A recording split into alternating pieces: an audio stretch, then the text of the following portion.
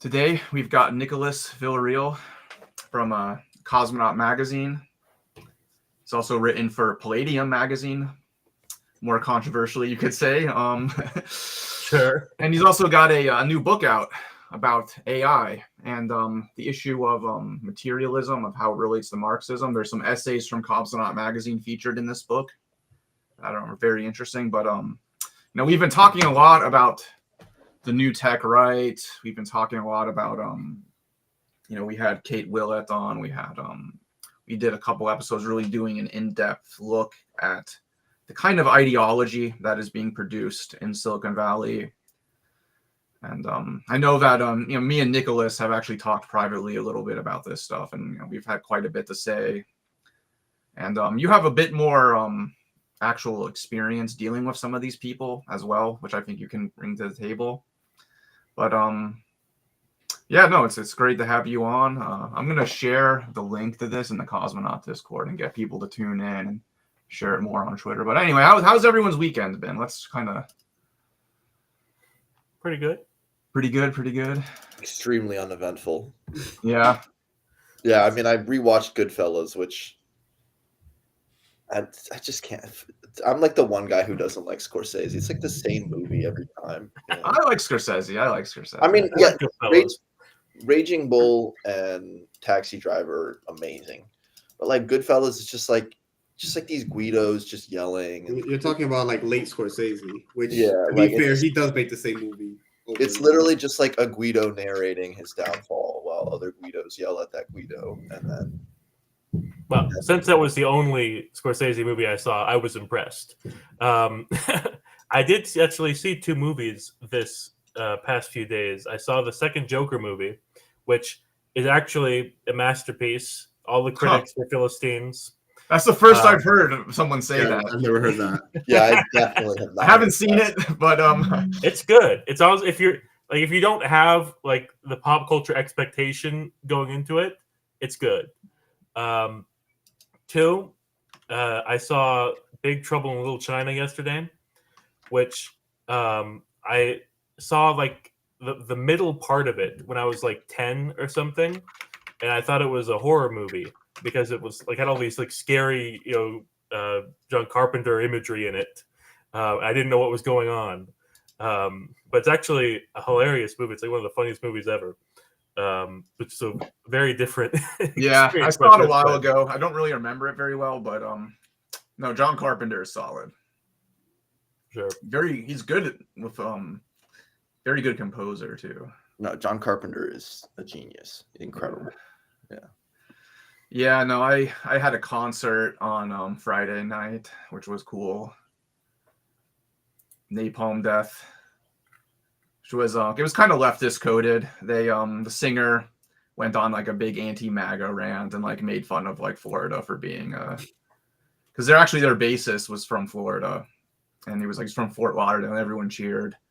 And then he's like, "Why are you cheering for Fort Lauderdale? That place sucks." Like we all hate it there. It's like, and I was like, "Yeah, very true, very very true." That's Napalm Death, bring the kids. All right. Yeah, no, he and to kind of bring it to the topic we'll be discussing, he kind of made a call for Butlerian jihad, where he dedicated one of the songs. He's like, this song is dedicated to the little people, the people who make the machines and the factories that are supposed to make our lives better, but they don't.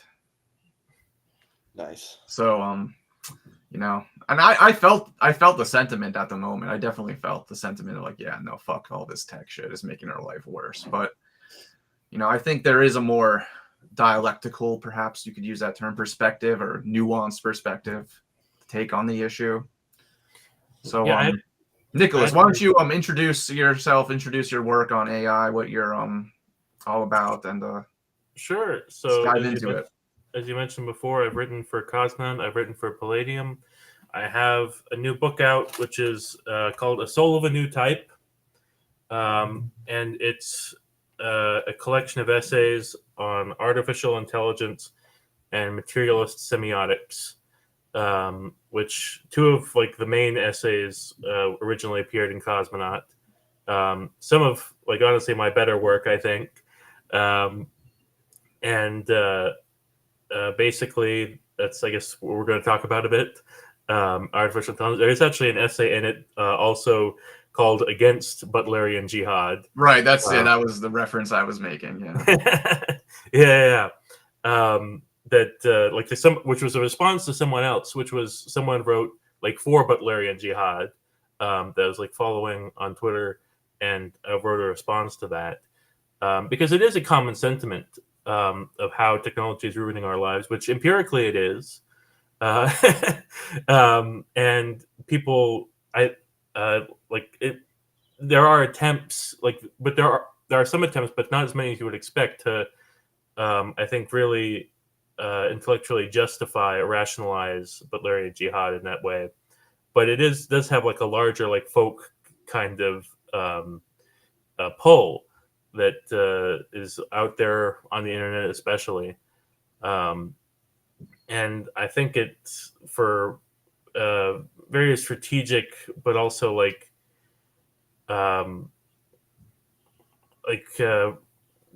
think there's various reasons to oppose it. That there's like something one important that we can learn from AI as like a phenomena, like how it works and what it says about consciousness and thought and the language that are meaningful and interesting, and also that there are ways to imagine how it could be used in a positive way, both today, even if it's not being used that way very much, especially by the corporations that are the primary users of it, and also like tomorrow, in that we can imagine a world where artificial subjects play a positive role in broader social reproduction. Though I think that as in the immediate future, they'll probably be used in very negative ways in our social reproduction, but still used in very important ways. Right, and so I guess I should probably actually explain what Butlerian Jihad is. It's a Dune reference, and it's the idea of a kind of war against machines that take on a human appearance. Basically, I think is kind of the idea. Mm-hmm. Exactly. And the guy I was arguing against was basically trying to secularize it a bit and trying to say that this really relates to fears about dying, that they want to the Silicon Valley people want to be immortal in some way. And it's a bit in the weeds. I mean, you can go read the back and forth on my blog and his blog. But I think that I provide some philosophical justifications for why it was wrong. But I think the deeper thing there is that is this controversy that's more immediate, right? Of what AI is exactly and how it should be used and what have you. Right. So what exactly? Because in your article for Cosmonaut, the first one you make, you kind of make an argument that AI does kind of create an artificial subject in the Althusserian sense. Mm-hmm. So could you kind of unpack what that means for I guess. Sure. Yeah. So it's the way that Althusser talks about the subject. There's one particular line that I think about all the time, and it's provided a lot of fruitful place for investigation, which is that the subject, the people are interpolated as subjects. That people the subject is the thing that experiences ideology, and that when Althusser means by interpolation, he provides two key examples that I always bring up to explain it. One of Christianity, that you when you're interpolated to become a Christian, that changes your understanding of yourself and how you see the world as well. It provides a certain framework for understanding reality.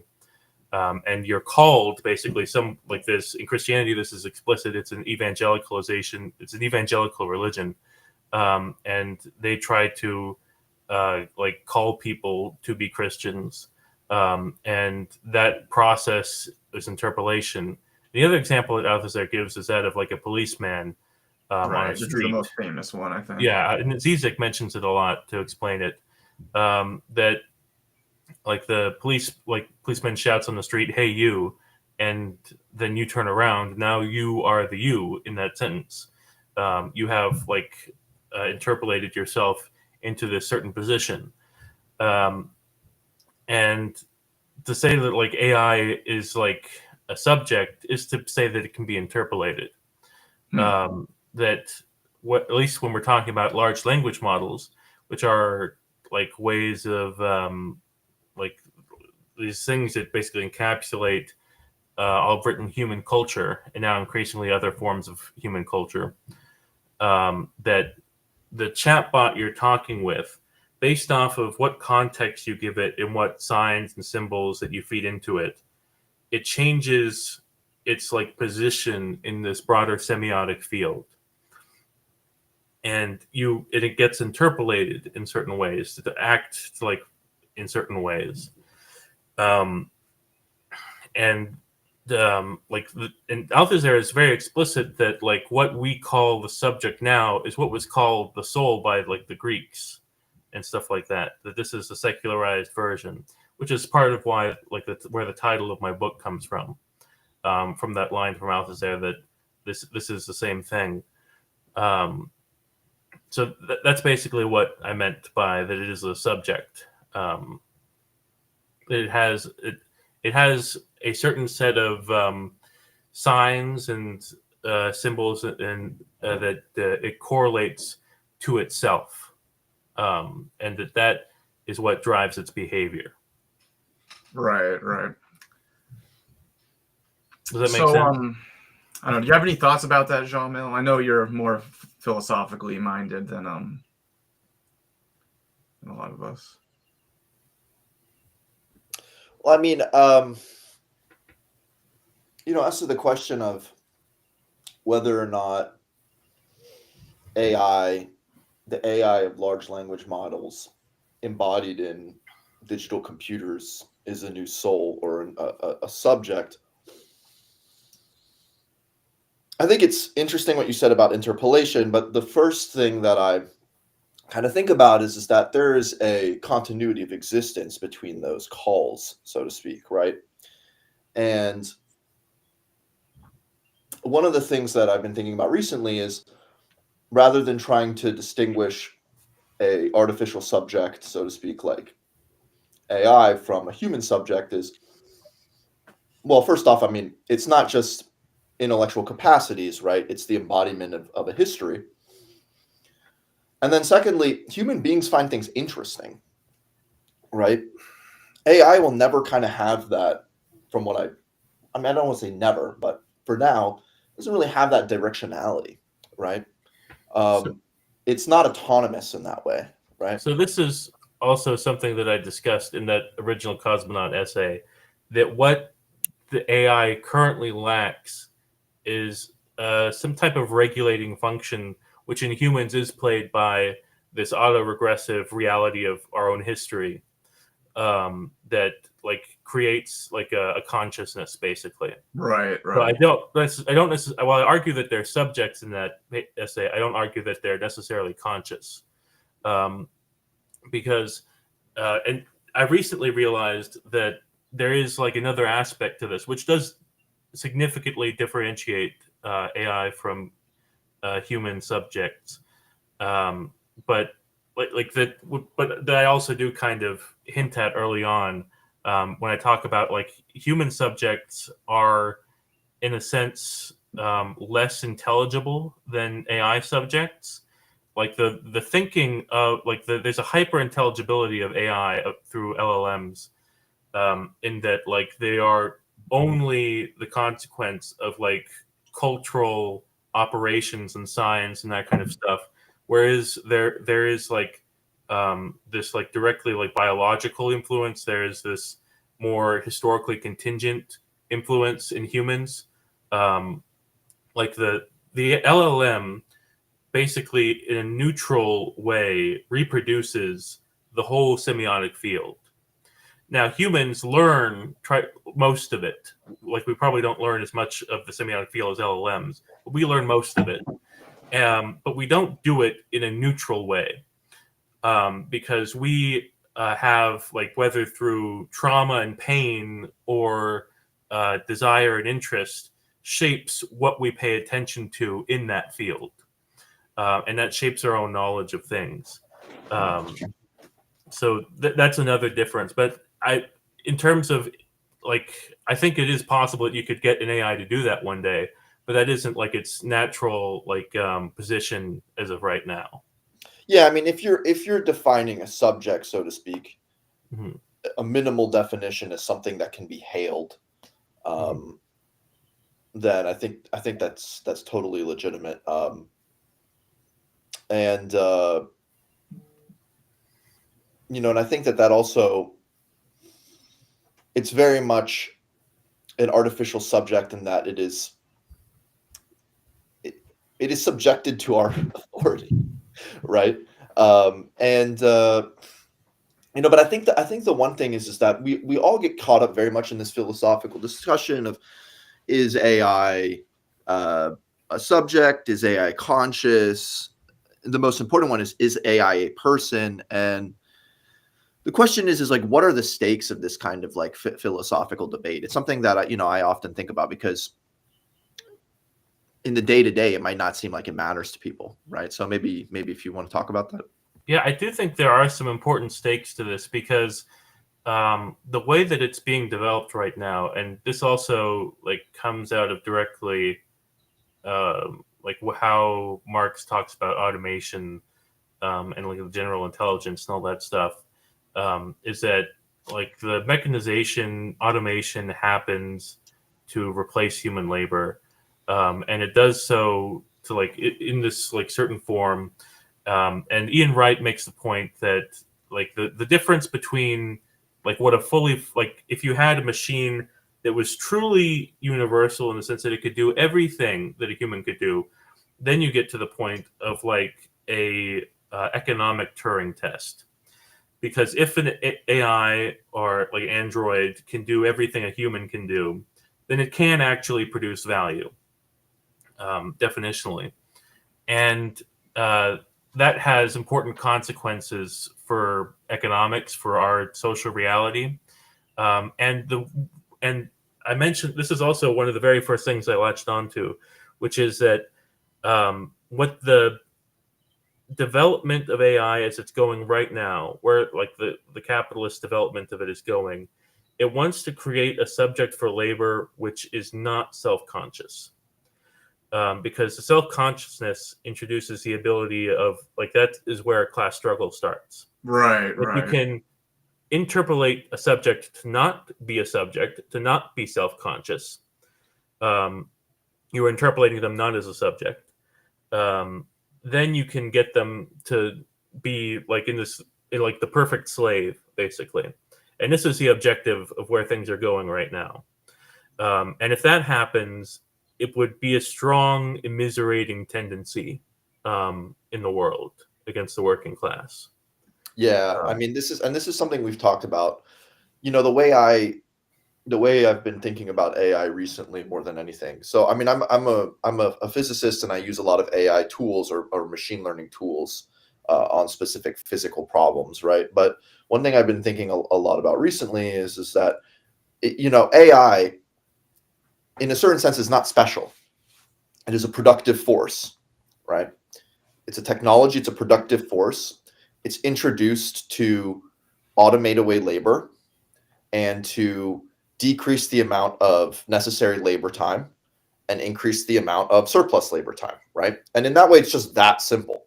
Mm-hmm. Now, what seems so special about it is that whereas in the past, it seemed like those productive forces or automation was supposed to automate away manual tasks, right? Mm-hmm. It seems like this sort of thing is automating away what we consider to be the most divine attributes of human labor, creative and intellectual labor, right? Which is also why, on a class basis, there's a lot of freaking out about AI because, who's writing about it? It's the commentariat and the intelligentsia, and they're so Right. used to seeing automation clear away the work of the working class, but because of their monopoly on skills, they think that they're immune, right? So Right. it's kind of interesting to see that hysteria, and a lot of it, I think, is also because it's affecting the intelligentsia. But so, anyways, to get back to the point about it, it's nothing more than a productive force in that way, and so it will be disruptive, right? Mhm. It's revolutionizing the means of production, and it will be disruptive in new ways that are not maybe easy to envision. But the last thing I want to say is that, like, as socialists, this should be a technology that decreases labor time, that takes away the burdens and the hardest parts of labor, right? And that improves human welfare. Of course, it's not, because we live under capitalism, right? And there are all kinds of things that I've been thinking about, like how would we apply this productive force directed towards fulfilling human need? And even in, like, the fields of science, we are seeing glimmers of that, right? I mean, for instance, AlphaFold, right? Protein folding prediction. That's going to be a big deal in terms. So basically, what that is that they're using machine learning models.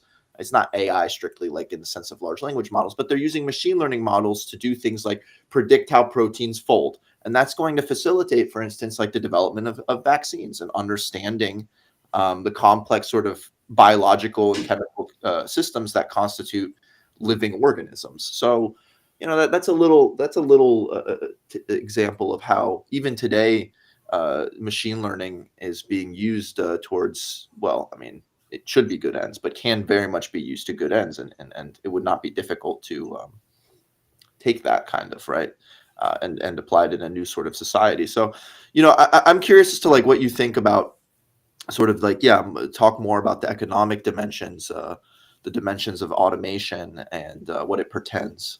Well, I do want to go back for a second, because there's it's another consequence. Like, the reason talking about, like, these more philosophical questions matters, of, like, whether like, what is the status of the artificial subject socially, is because it does relate to these things, to these economic questions. Because I think that if it is more or less inevitable that this sort of subject is going to exist, then it does, like, matter a lot, like, how we treat it exactly. I think it does, like, personally, I think it has some ethical consequence, but more importantly, as a matter of, like, rational social reproduction, I think it's important to avoid it, like, to try and fight this attempt to make this purely like, not conscious, obedient subject. That it's important to try and create like, an artificial subject that has some broader role in society, and so that it can't be used purely as, like, a means of control, basically. That, like, or to the extent that it, like, is not, like, totally centralized sort of power of control. So that's one of the things that I'm worried about. That, like, trying to, like, that pushing AI to not be considered anything of having any ethical consequence, of having any legitimate role, could be used, like, against people in a certain way. No, yeah, that's a very good point. I mean, if we create a perfect slave, then it's at the behest of whoever has that authority, right? And so Exactly. it kind of takes on the moral charge of that authority figure. And so, just to even give, like, a concrete example today, you can have an AI that targets women and children in Gaza, right? And Mhm. so, if it is a certain thing that might approximate or look like consciousness, we do have to sort of endow it with an ethical character so that it itself can participate in social life and say, no, I'm not going to do that. I'm not going to target women and children. Yeah, exactly. Right. Like, there was a video of some streamers, like, kicking They got like an actual like AI robot. I don't know. Did you guys see this? And they were like kicking it around, and like They have like a abusing it, bunch of kind those and it was like around. it was kind of disturbing. I Yeah, thought. so there's some of those that are fake, but there's also some of like the Boston Dynamics demo videos that they like kick it around and stuff to like, see it get back up.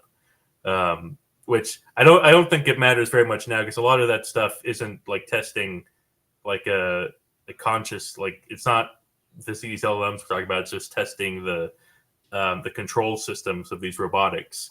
Right. But like that, it like is a psychological and cultural thing that could come back. Right. It was just like kind of like, well, because like let's imagine that we did create the perfect AI slave that could replace human labor entirely. By creating that kind of AI slave, you would create something that has a level of consciousness where we would feel bad about enslaving it and mistreating it. Mm-hmm. Well, that's what you No. think. But, I mean, first off, let's be very careful. The state of robotics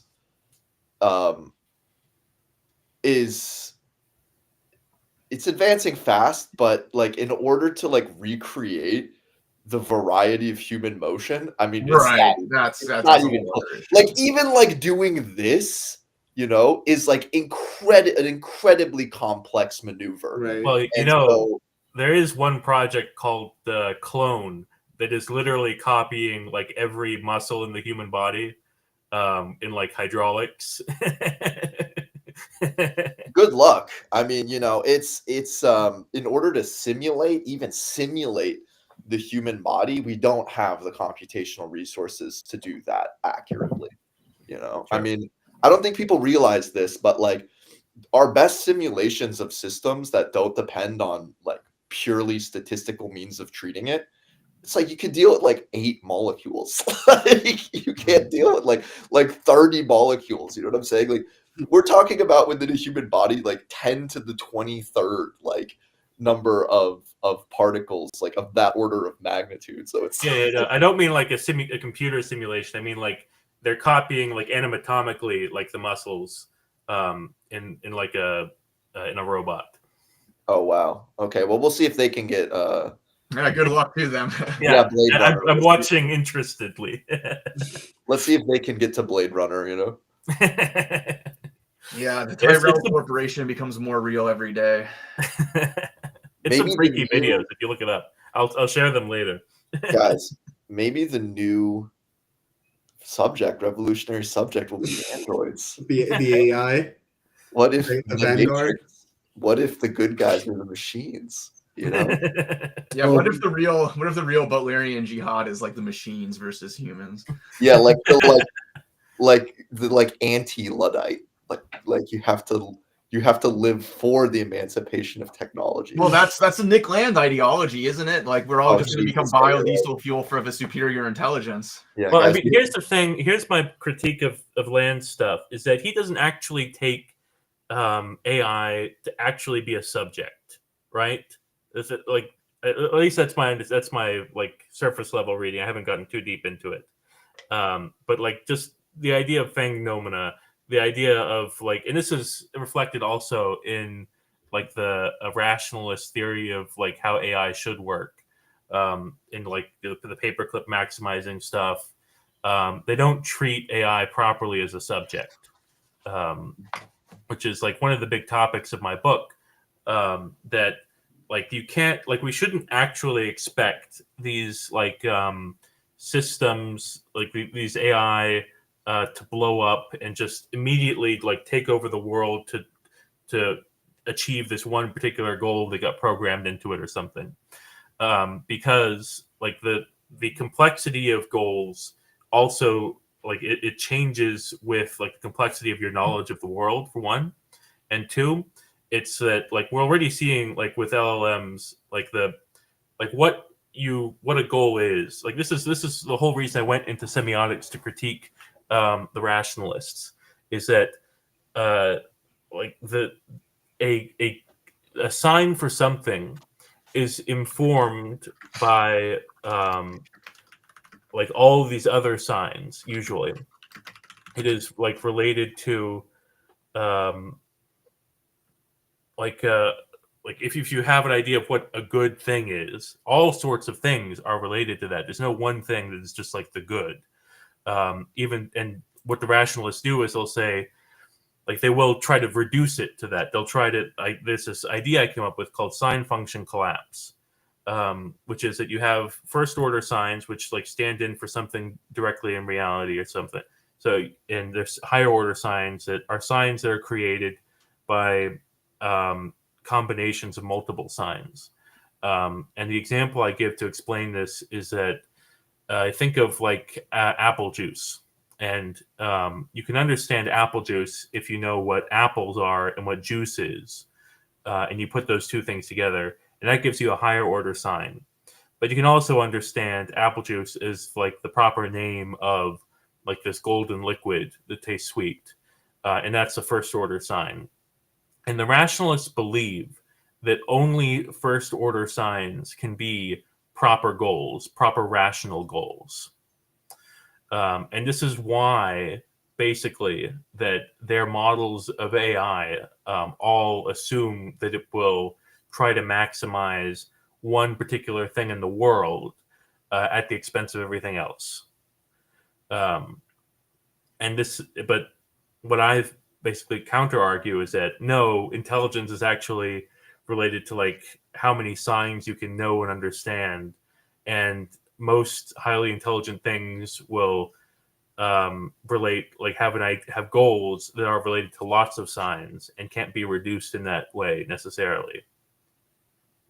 Yeah, wait, so do rationalists really believe that there's just going to be a maximization of some attribute good and that's an unproblematic statement? I mean, is that's how they think, like rationality, how goals and this like decision theory, like that's just Benthamite naivety. Wait, yeah. These are utilitarians. These are people who apply like decision theory made in like the 1950s and modify it a bit to try and they want it to be like timeless decision theory is what they want to make. But it's basically that. It's an offshoot of that sort of utilitarian project. Yeah, I really want to read Marx's statements on it's in Capital. I really want to read Marx's statements on Bentham. Like, because every time, wait, let me just find I know where to find it in the book itself, but let me try to find it. God damn it. Keep talking, guys, but I want to find this quote. Yeah, it's just too good. Right. I found so the paperclip maximizer theory is kind of like what a lot of AI doomerism is based on, right? Yeah, exactly. So this is also going to be important for when we talk about like the tech right later, because like the rationalist is like we know it today really started in like the late 2000s with some younger people online. Really started with some Harry Potter fan fiction as like in a community around that. And the idea was that like this, like people fixated on this idea of AI because they thought it was going to be like the most important thing that'll change like the world. And what mattered, because they thought goals worked this way, they thought that, well, whatever goal we tell it will be extremely consequential. It'll be like making a wish with a genie. So we have to focus all of our time and energy to figuring out what the goal should be exactly so that it is aligned with human values. And this became a very important subculture in like the 2010s. And as like the culture war kind of exploded in the middle of all that, some of that became like reactionary offshoots that would become the audience for Curtis Yarvin, Bronze Age pervert, all sorts of all kinds of stuff related to that. Yeah. So I found the quote, guys. I just love this quote. I have to read it. So it's page 758 of the Penguin Classics Capital. Still my preferred copy. It's a great copy. I have paint on it though, but it's okay. I'm gonna read even the parts that are not relevant because it's Marx shitting on Bentham and the English, and I need to read it. Bentham is a purely English phenomenon. Not even accepting our own philosopher Christian Wolff, in no time and in no country has the most homespun manufacturer of commonplaces ever strutted about in so self-satisfied a way. The principle of utility was no discovery made by Bentham. He simply reproduced in his dull way what Helvetius and other Frenchmen had said with wit and ingenuity in the 18th century. To know what is useful for a dog, one must investigate the nature of dogs. This nature is not itself deducible from the principle of utility. Applying this to man, he that would judge all human acts, movements, relations according to the principle of utility would first have to deal with human nature in general, and then with human nature as historically modified in each epoch. Bentham does not trouble himself with this. With the driest naivety, he assumes that the modern petty bourgeoisie, especially the English petty bourgeois, is the normal man. Whatever is useful to this peculiar kind of normal man and to their world is useful in and for itself. He applies this yardstick to the past, the present, and the future. The Christian religion, for example, is useful because it forbids in the name of religion the same faults that the penal code condemns in the name of the law. Art criticism is harmful because it disturbs worthy people in their enjoyment of Martin Tupper. Martin Tupper is a poet that Marx fucking hated. Like, Now it's just brilliant. It's Yeah, really, yeah. it's just brilliant. I will give the rationalists some credit in that they tried to solve this problem of that values change over time, that they wanted to come up with a way to articulate what humans wanted or what would be good for humans in a way that was genuinely timeless, but obviously that's not going to work. So they really spun their wheels really hard for nothing. And this also produced a bunch of cults, including eventually the Zizians, which were in the news recently. Yeah. Baroque Spiral has a good article talking about them. But this spawned a lot of things. Its failure spawned a lot of things. And I don't know, do you want to talk about some of the ideology stuff now, or do you want to talk a little bit more about AI still? Could we talk about the ideology? Because I wanted to bring up this basilisk thing. Do you know about the basilisk? Oh yeah, Rocco's Basilisk. Rocco actually followed me on Twitter for a while until he got annoyed with me. Many such cases. Can we get into that? Because just on first blush, when I was reading about it, it sounded ridiculous. Yeah, Oh, we're yeah. entering into Thomas Pynchon crying lot fucking territory now. Yeah.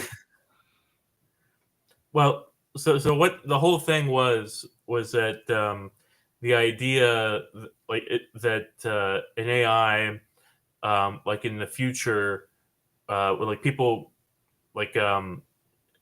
it would take note of who actually helped it come into being and who tried to oppose it, and it would take measures to punish people in the future because people who would know about this and think about it as a thought experiment would be swayed to help it if this actually happened. Or there's alternative versions of it where there's actual time traveling or clones or whatever. But the basic idea was that it's a way of reproducing in this rationalist framework the Christian idea of hell, basically, which is quite a funny thing to produce. But honestly, not even it was one of the stupider things, but not even the most harmful thing that came out of it. Because in its failure and in the culture wars that happened, because rationalism was pretty liberal, left coded in the late 2000s, early 2010s. These were people who read a bunch of psychology papers to try and see what all the biases are they needed to correct for. But what happened was that as that culture war really spun up, people became dissatisfied with it. There became explicitly post-rationalists, but then there were also just people who sought out like neo-reaction and that sort of thing. So we can talk a bit about like Curtis Yarvin and others, which Yarvin actually had what I thought was a very silly essay out recently, talking about how like, in the future, in the near future, there's going to be like a country or like some force that monopolizes like space as a like in the battlefield, like that they'll put up all like tungsten rods and take over the world basically, and that we need to think about like, how will we give like people meaning after that? It basically reproduces Fukuyama's End of History, but with like bizarro reactionary Silicon Valley aesthetics. Through Why like does people anyone fighting listen to fake this wars. Why does anyone listen to this idiot? It's unbelievable. I don't know. I honestly don't know, because I do know people who are otherwise on the surface, like who seem intelligent in some way, but take him seriously. I'm not 100% sure why, but I think it was that he was like in the right place at the right time for people in their certain like intellectual development. This was funny. If AI is going to punish anyone, it's going to punish me badly for making it summarize foreign affairs and make it articles so I don't have to read them. That poor AI that you're Yeah, this is slavery. You're subjecting it to slavery. Yeah, that is too cruel for an AI. I think too cruel for an AI. It's the labor that we humans have to put ourselves through. Exactly. No, but I think it's funny though how the rationalists, how they like try to create their own version, like their own secularized version of hell. Because it's like you're trying to like embrace reason and you're trying to embrace, I'm not necessarily materialism, but No, they did. They said they were materialists. But like, and I do a very extensive analysis of this, of where they say that, to point out exactly where they go wrong in it. Because where they go wrong is related to what I was talking about earlier, of first and second order signs or higher order signs, because they don't consider that that maps and like map versus territory, that the maps don't exist in like the territory. They are something that only exists in like within this like framework of meaning of stuff. Like this is like something that they basically overlooked, that, and in that way, like they basically reify, like make these goals to make it so that they exist in some that they are material things themselves.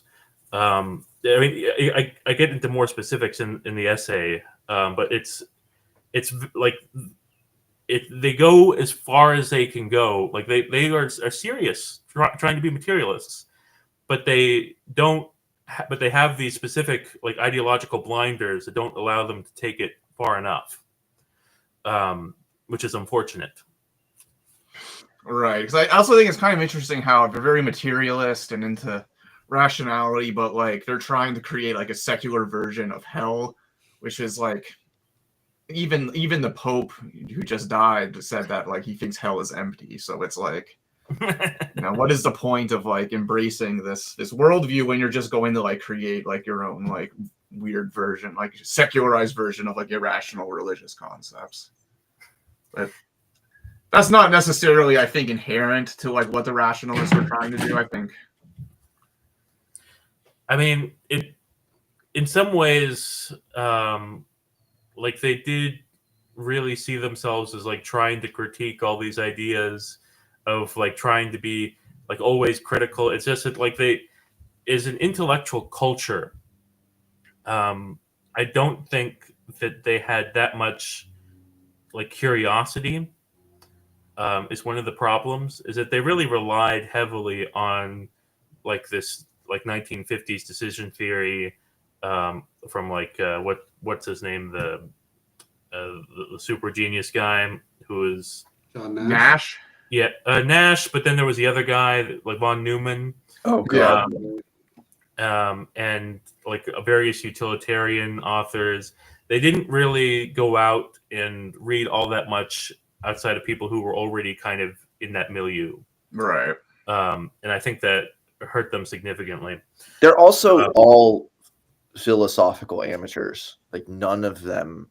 I mean, they're that's game theory, right? That's just game Yeah, theory. there's a and it's I think the reason why people are also like attracted to a Yarvin is because it's someone who's doing quote unquote philosophy. I mean, it's at a very low level, and they can't recognize that it's, you know, they like kind of the activity of philosophizing, but they don't have a good culture of it. They don't know what constitutes good philosophy, right? So they find this shit attractive. That's really what it is. It's like it's the bad philosophical culture of the U.S. like biting us in the ass. Basically, it is exactly that, because it is honestly partially a problem of our education system that not just like part of it is that STEM people are not that interested in these various things, but also the humanities have failed to a significant extent because people who had been broadly educated in semiotics and stuff would have written the things that I wrote years ago. If they had been thinking about it, if they had known those connections to cybernetics and whatever. But that tradition basically ended after the post-structuralists, or with the post-structuralists. Right. I think that is a real problem. Is, you know, it's common to point out like how Philistine and ignorant about philosophy STEM people are, which is absolutely true. But there is a lack of interest in science among the humanities, and that's exactly just as much of a problem.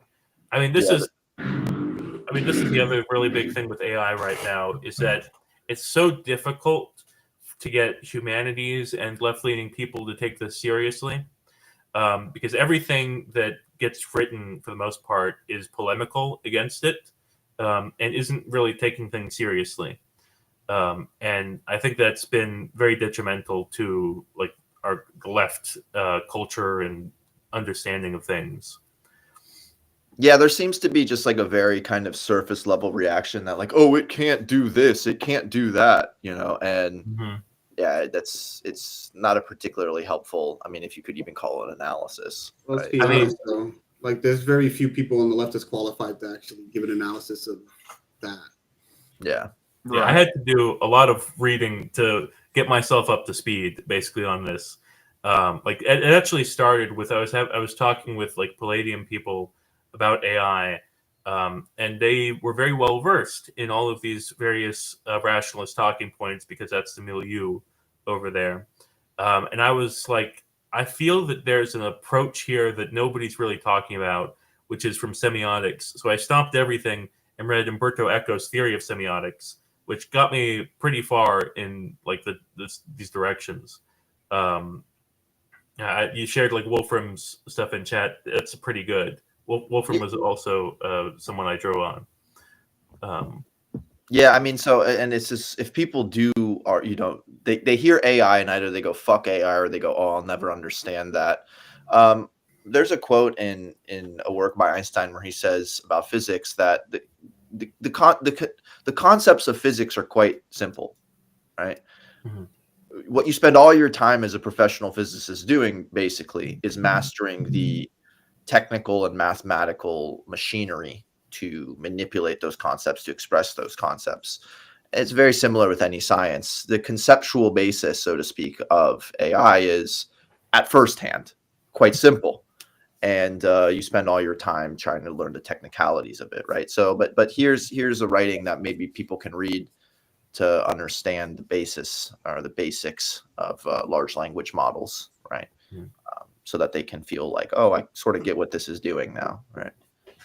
But you know that, like, to go back to what we were talking about earlier with like this, like these problems culturally on the left. This is a very, like, the biggest contestation here is going on Blue Sky about, because there's actually a lot of researchers who migrated to Blue Sky, and this huge culture war tension between people who are object level interested in this stuff, are not particularly right wing, with all of these like left wing people who are extremely polarized against AI, and lots of interesting discussion being created from that. One of the few things that I think isn't actually happening on Twitter. Yeah, it's Might very actually hard have to sign in the blue sky then. Yeah, it's very hard to express and I think this is where Marxist analysis happens, which is that, a productive force is a thing, right? It can be taken as just a thing, a natural object, right? The way it is used is determined by the relations of production, by the mode of production, by the kind of society we live in. The potentialities of AI are not limited by the way it is being used right now. And I think that we as leftists have to understand that there is an emancipatory potential inherent in the existing technologies of AI and in future technologies of AI. And it really could help in, like, there are a number of ways it could improve. It could be directed towards the end of human welfare or social need. And of course, that's unfortunately not how it's playing out right now. And that's the thing. So but people have a very hard time kind of dividing, but making this distinction between the natural and the social, right? Mm-hmm. The thing, quote unquote, in itself, and the thing for humanity. Yeah, I definitely can't blame people for coming to that conclusion too much. Me neither. Blame academics because they're supposed to know better. But there's so many obvious things of that. Why is Google putting this into every search result? That's stupid. Why is it being developed in a certain way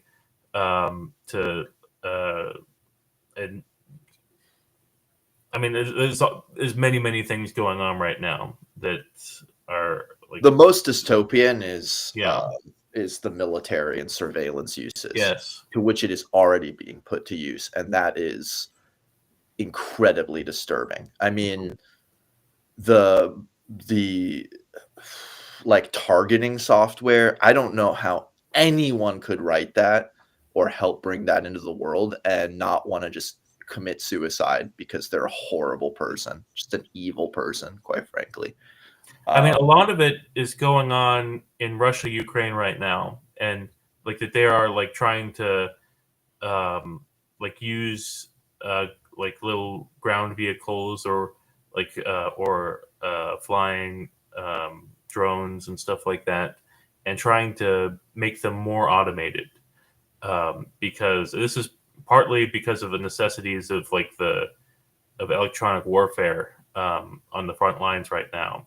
That if you can make the drone hit its target without radio guidance or whatever, then you can't. Then blocking the signal won't do anything.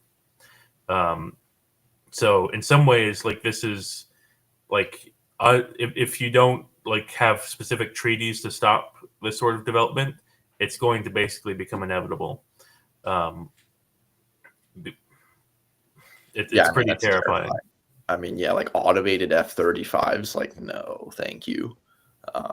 That's bad.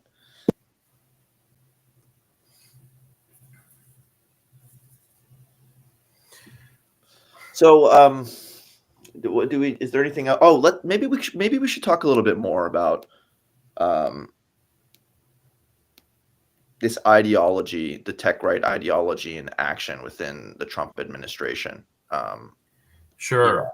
And sort of these weird homespun ideologies of AI technologists and how it's playing out in the Trump administration.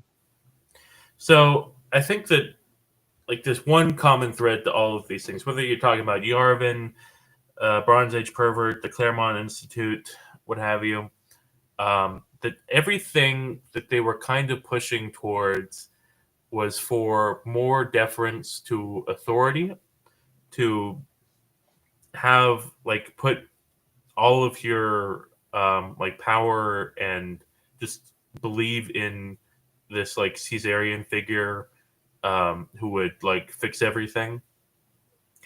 And Yarvin is particularly interesting because he's invokes monarchy pretty explicitly as his ideological thing, although he does it in a way that's kind of stupid, that he goes back to the Jacobites when really he's not a pre-modern thinker. He is like the modern like bourgeois monarchists of like the mid 1800s.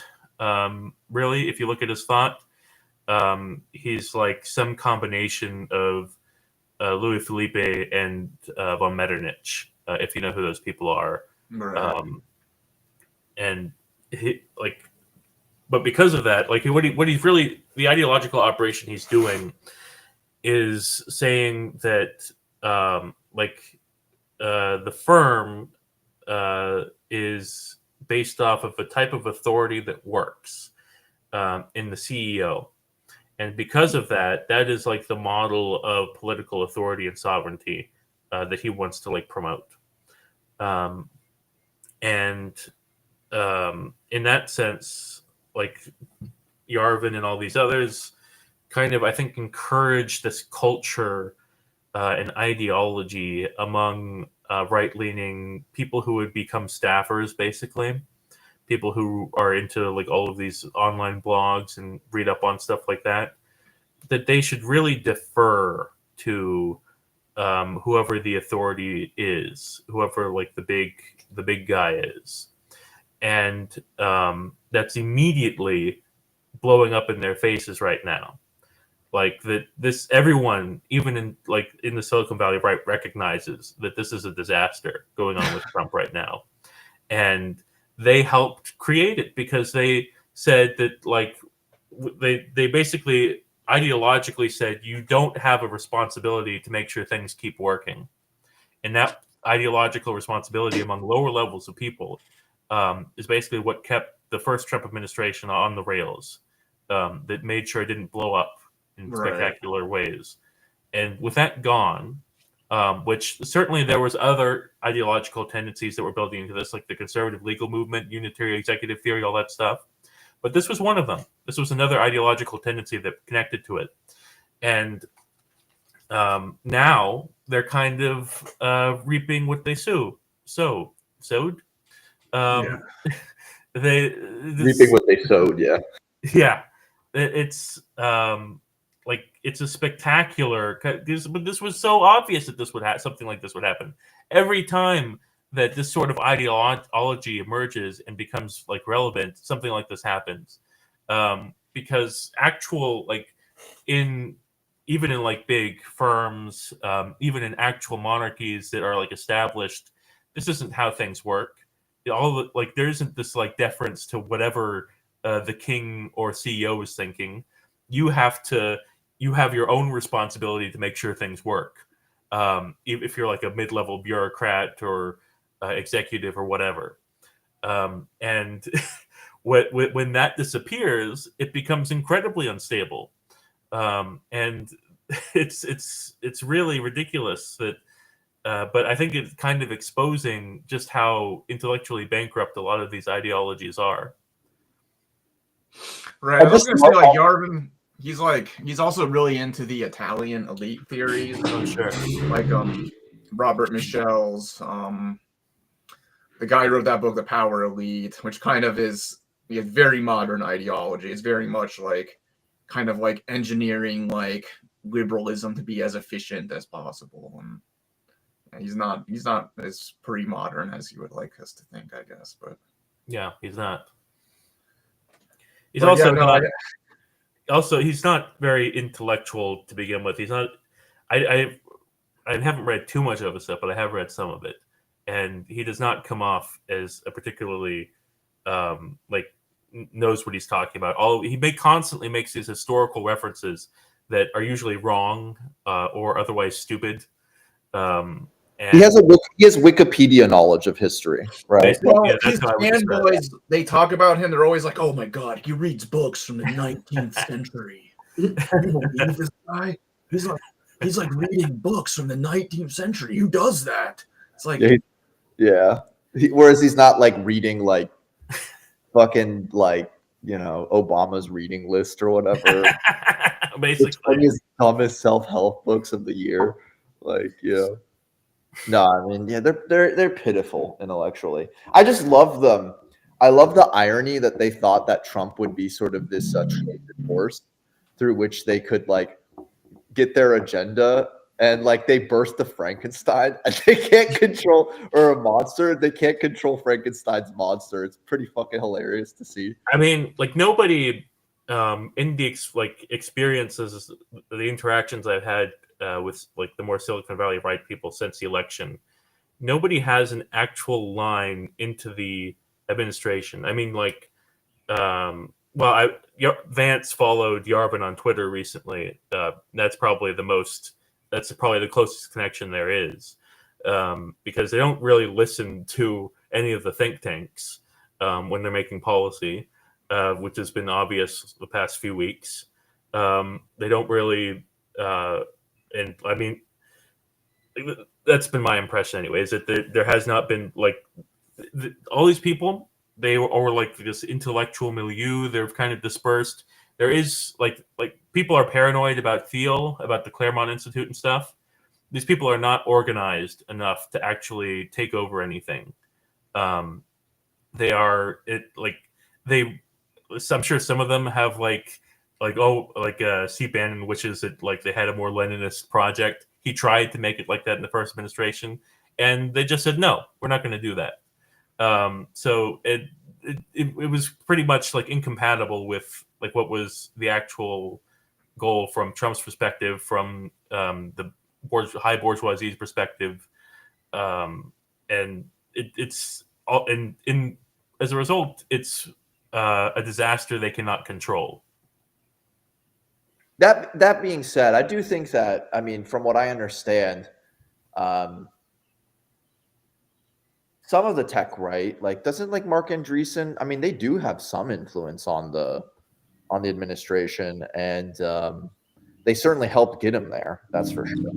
Yeah, they don't have no influence. Obviously, it's honestly, in some ways, it's similar to older administrations, where it's like, yeah, we'll listen to you. They buy an audience, but like Bill Ackman screaming on Twitter about how like stupid the tariffs are didn't actually do that much. Yeah, that was a really interesting moment for me, because it did kind of make me challenge some of my conceptions about what's happening with MAGA. Like there actually, there are contradictions within MAGA that are playing out right now. It's not purely just like a tech right takeover. Like these tariffs are not what these people want. No, I feel like Elon is probably like kicking himself right now, because he did all of this. He put his neck on the line. Everyone hates him now, and he did it for nothing, because the tariffs are going to undo any possible project that he could have done, and it looks like a fool. And everyone can see that, not just like liberals or whatever. People in Silicon Valley see that this has been a disaster. And the damage has already been done, because as you say, like this kind of ideology of this very anti-democratic, authoritarian, deference to authority, like CEO King ideology has kind of just been absorbed by the MAGA bureaucracy, essentially. So it's like they don't really need to listen to them anymore, because they've kind of adapted it as an organic ideology. Exactly. Yeah, Kozak, can you put that quote up? I love this quote. I mean, the senility of the American empire is reflected in the senility of its ruling class.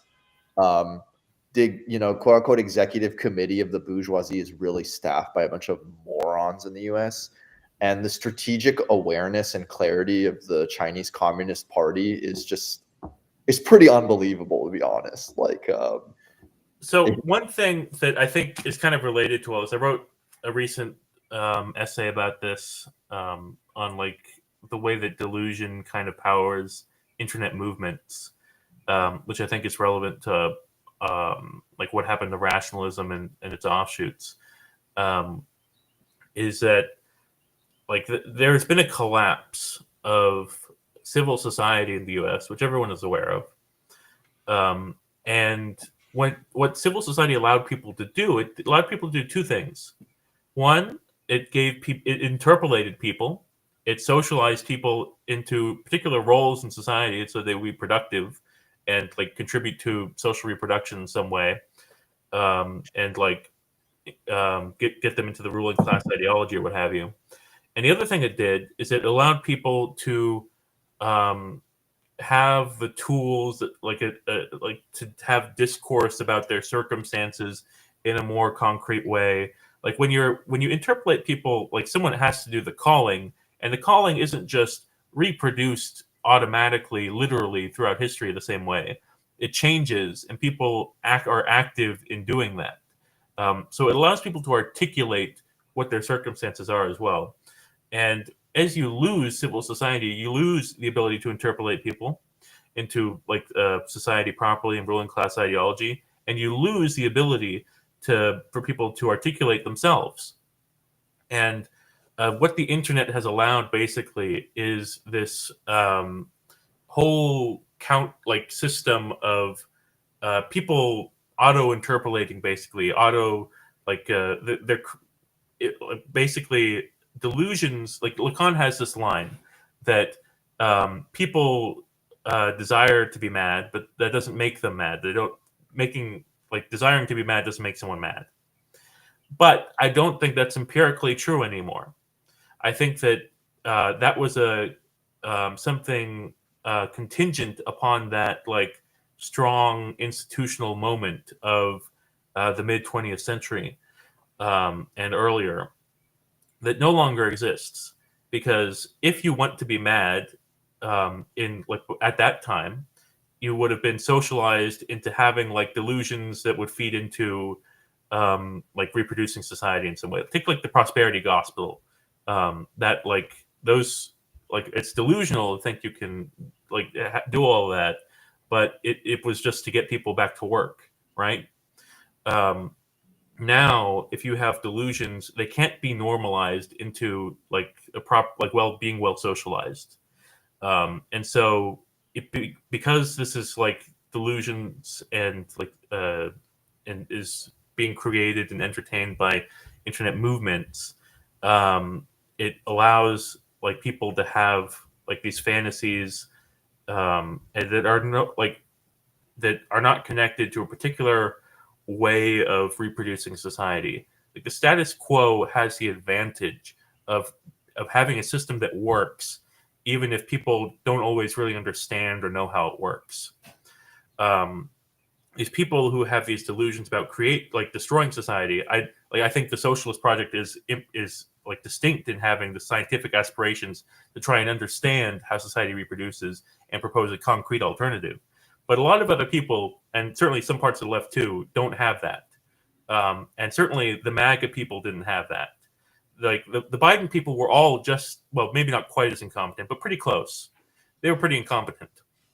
But they had the benefit of having the status quo on their side. That they weren't actually trying to change anything. The MAGA people, the Trump 2 people, are trying to radically change society, but they don't know how existing society works. They don't know how this new way of things will work. It's all just a pure fantasy and delusion, and that's why it's not working. I mean, at this point, they're just lashing out. Right. Like that's like with the tariffs. Like it's like, what is the logic here? Are they trying to create a new kind of global system, a kind of retreat to economic trading blocks away from the unipolar kind of global liberal, neoliberal thing? Are they actually trying to do that? But it's like, well, that assumes that these people have actually put in the scientific effort to understand the existing global trade society and have put in the scientific effort to create some kind of new alternative that they're going to build. No, they're just lashing out irrationally. And it really is. I'm really getting to the point of declaring like theoretical defeat, or like I'm surrendering. And I'm starting to just realize more and more that history is also made by accidents and stupidity. Well, I think like Althusser kind of goes into that in his aleatory materialism thing. Yeah, I mean that's really kind of where I'm going with it. Which is to say that like one has to understand how we got to the point where the U.S. presidency has such monarchical powers that the whims of an idiot can dictate the fortunes of just billions or millions. You know, I mean, like the whims of this idiot just like erased like billions, trillions, trillions of fictitious wealth, right? Or I just don't think this guy. I don't think this guy has a plan, and trying to read into it as if he has a plan is what produces the theoretical confusion. In my Yeah, opinion. no, I think you're right. I think it really is just pure irrationalism, but with massive amounts of state power. And of course, like we have to kind of understand the whole context in which that decision can be made. But as for the decision itself, it really is just the whims of an idiot. Like he's just like, I like tariffs, so that's what he's gonna do. He thinks, yeah, that's literally like that is as we have a tendency sometimes to over theorize, and I think what's worth theorizing here is, as I said, like the whole context that like makes this decision meaningful or not, which is, a question of political economy and et cetera, et cetera. But yeah, no, as for the decision itself, let's not try to theorize this thing. Well, it reminds me of Plekhanov's role of the individual in history, where he points out that, like, well, it is kind of actually true that, like, the great man theory of history does kind of hold in some situations. Like, there are moments in history where an individual makes decisions that have massive impact on history. But the fact that they're able to make these decisions and have this level of impact on history doesn't happen independently from the greater historical context of socioeconomic factors that put them in that position where they can make such a decision. Yeah, I mean, like, and for Plekhanov, I'm sure in their time, especially for a Russian, probably like the single greatest example of like the world historical character of individual decisions is the defeat of Napoleon in Russia. Right. And the decision to invade Russia, in part, was just like the animus of Napoleon towards the Russian Tsar, who he saw as like having betrayed him. It's kind of like Trumpian in that way. He's like petty. He's like, I got to get revenge on this guy because he fucked me over and like sided with the Austrians, despite like I thought he was my friend. So it's kind of like, yeah, no, I mean there are many examples of that. I think so. When the tariffs happened, I posted this one tweet about like it directly referencing Althusser's aleatory materialism, that once the logic of a system breaks down, you can't extrapolate from that old logic to what will replace it. It'll be something entirely new, at least on that level of abstraction. So there's, I would really caution everyone against like theorizing too much, as like you were saying before, because there's probably limited things we can actually predict about what's going to happen next. I think maybe what we need to be doing is just kind of describing what's happening. Sure. And for now, and then with the luxury of hindsight, we'll start to piece things together. But like, the truth is, I don't even think Trump knows what he's going to do like in the next like 5 days. He's a being of pure will. Like whatever he decides at the moment. He's the perfect Nietzschean. But the thing is like the new right has like created a philosophical justification for this as well, with like their whole Bronze Age pervert kind of ideology, or Nietzschean vitalism, where like there's just this kind of like this manly masculine urge to take power and lead people and to accomplish great things, that you can't do anything to kind of repress that and then hold that back. You just have to let great men like Trump, like let their vitality express itself, and then this is what makes great, this is the greatness of history at work, is great men like Trump doing what they want to do. So without anyone telling them what to do. Great. Okay. Yeah, let him express his vitality all over us. Yes. No, I literally was reading BAP's doctoral thesis. Yeah, the Kosten Alamaru, the Birth of Philosophy and Selective Breeding, which I think is illustrative of where it goes exactly where you think it goes. Yeah, it's eugenics. Yeah, it's eugenics, but it's also it's like literally a re-articulation, or like going back to the classical defenses of aristocracy, which was considered rule of the best. And the fact that that's connected to eugenics, I don't think is necessarily like he may have a point there, because it was a hereditary aristocracy, but that's not like this whole ideology like had the same trajectory, whether it was in Greece, where it led to a disastrous dictatorship that like exploded, and all the philosophers realized, wow, that was stupid. We were wrong about like maybe the rule of the best doesn't work out that well. Right. And then it happened again in Prussia and Germany, which was also a hereditary aristocracy, and they had the same sort of ideology of like they read the Greeks too, and they were also like obsessed with like fitness and vitality. This is where Nietzsche comes from. It's this whole intellectual milieu, and in particular, the Prussians had this like problem of the aristocracy kept failing out of all of their like military like education, and they needed to make sure that the aristocracy was in the officer corps to have stability, that they would people would back the king. So they would just pass them anyway. They were always the worst of like generally the worst of the troops of the officers, and they slowly let in the bourgeoisie, who were generally better, and but in order to have that continuity, they created this ideology that is kind of being echoed today with Bronze Age pervert of like that we need to instill these aristocratic values into the bourgeoisie.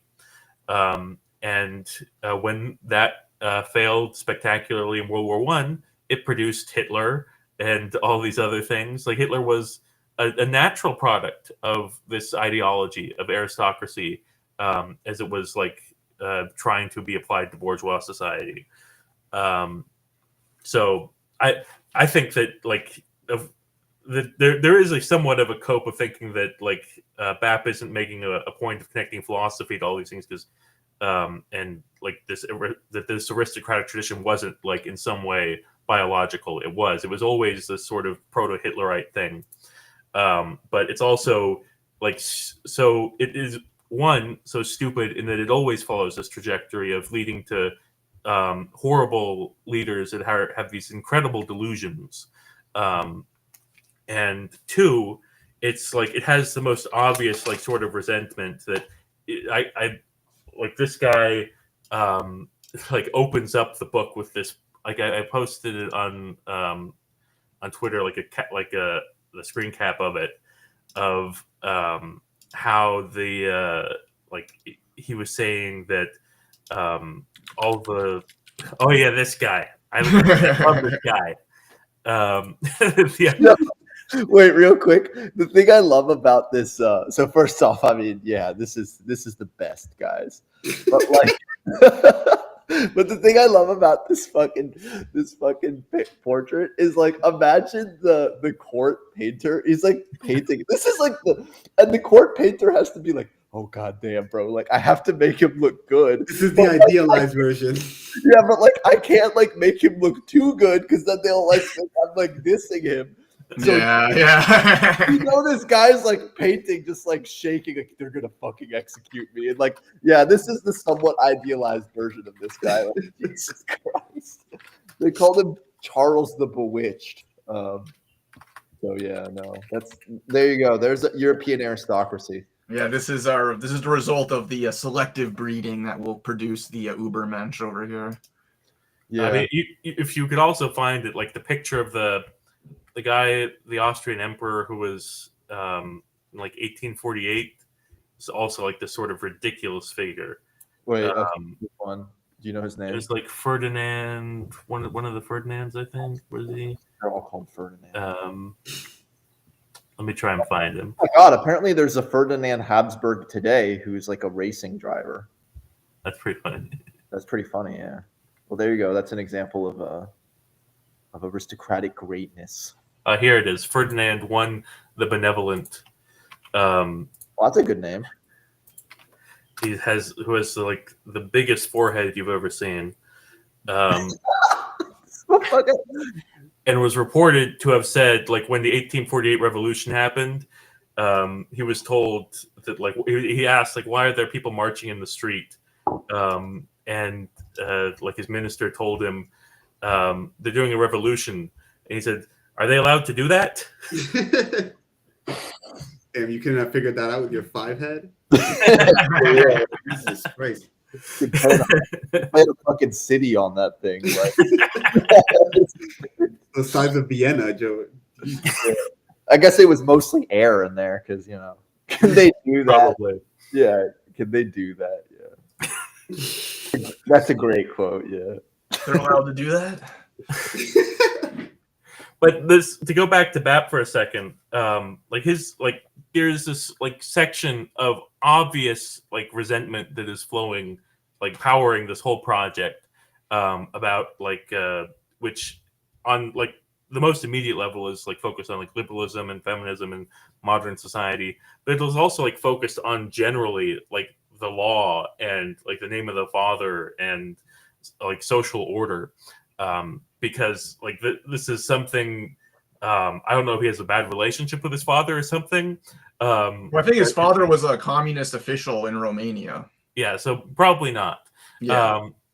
But he it's just so obvious he doesn't understand any desires to create a good whether it's on whether even the most bourgeois sense of this, of creating a successful family and community around you, but of just trying to create a successful a good social order around you. He doesn't understand the desire for that at all. No, he sees it as feminine.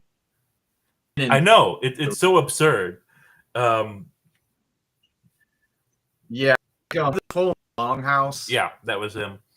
Which is on every time I hear that, it's nails on a chalkboard for me. It's the stupidest concept that the neo-reactionaries came up with.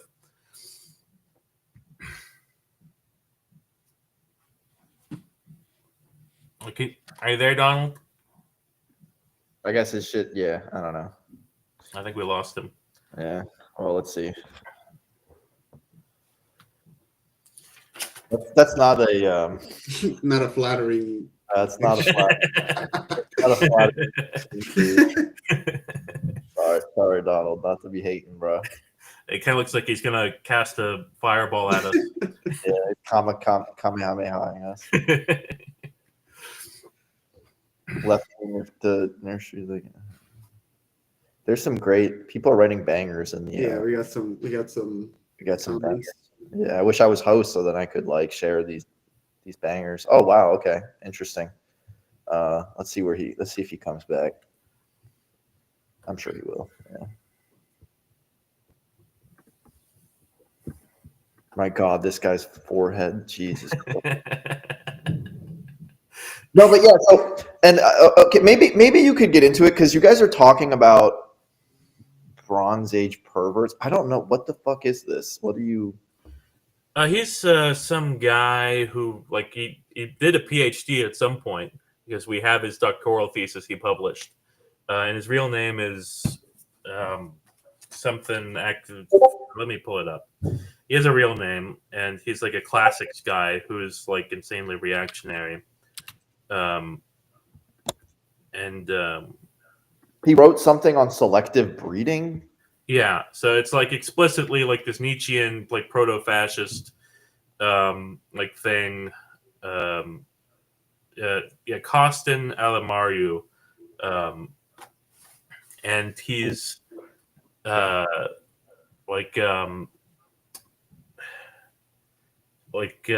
very this muscle I don't know what his physical fitness is, but his aesthetic is all of bodybuilder type of gay. That's what he projects on Twitter, and Bill kind of glorifies the the the Greek warrior type of thing, and so really gay. Is he one of those Greco-Roman statue avatar people? He just has a really buff guy and Speedo is his profile picture. He's just unbelievably gay. There's a whole genre fash people like this on Twitter. Yeah, who are having sex with women is gay and being with men is manly. And yeah, it makes a lot of sense. We're really trading in reason here. Donald, you are what internet? Are you on dial-up? Like, what's going on here? I think it's Starlink. Yeah. Is this because he lives, near a lot of space shit, so maybe It's the Elon Musk satellite internet that he cut off when Putin told him pretty please. Yeah. Arvin called him up and told him to shut it down. we're getting throttled here. We're getting throttled. The message they don't want you to hear. Yeah. It's because we're speaking the truth about King Forehead. But anyways, yeah, we basically live in the worst timeline. I think we can all agree with that. I mean, it could have been worse if Trump was super competent, maybe. Well, I don't really know. That's very true, yeah. But like if he had some penchant for statecraft, yeah, yeah, we'd be a lot worse off. But I feel like his first term was a lot. He seems a lot more coherent his first term. that's because like the people around him made it coherent. Now they don't, like, most of them don't feel that responsibility to do that. They feel like they have the responsibility to do the opposite. And that's what I'm saying, that I think that this is a contribution of what these neo-reactionary ideologies helped create. Like I said, that they weren't the only ones. A lot of like the mainstream Republicans are also like culpable in that. Right. There's a very contradictory makeup to this right wing. It is very puzzling. Because we haven't even kind of talked about sort of the petty bourgeois radicalism that constitutes more so the base of Trumpism, right? Which is, in my opinion, probably more the animating force, really. But let's be honest, like, how much are those people actually in any influence, like in any position of influence?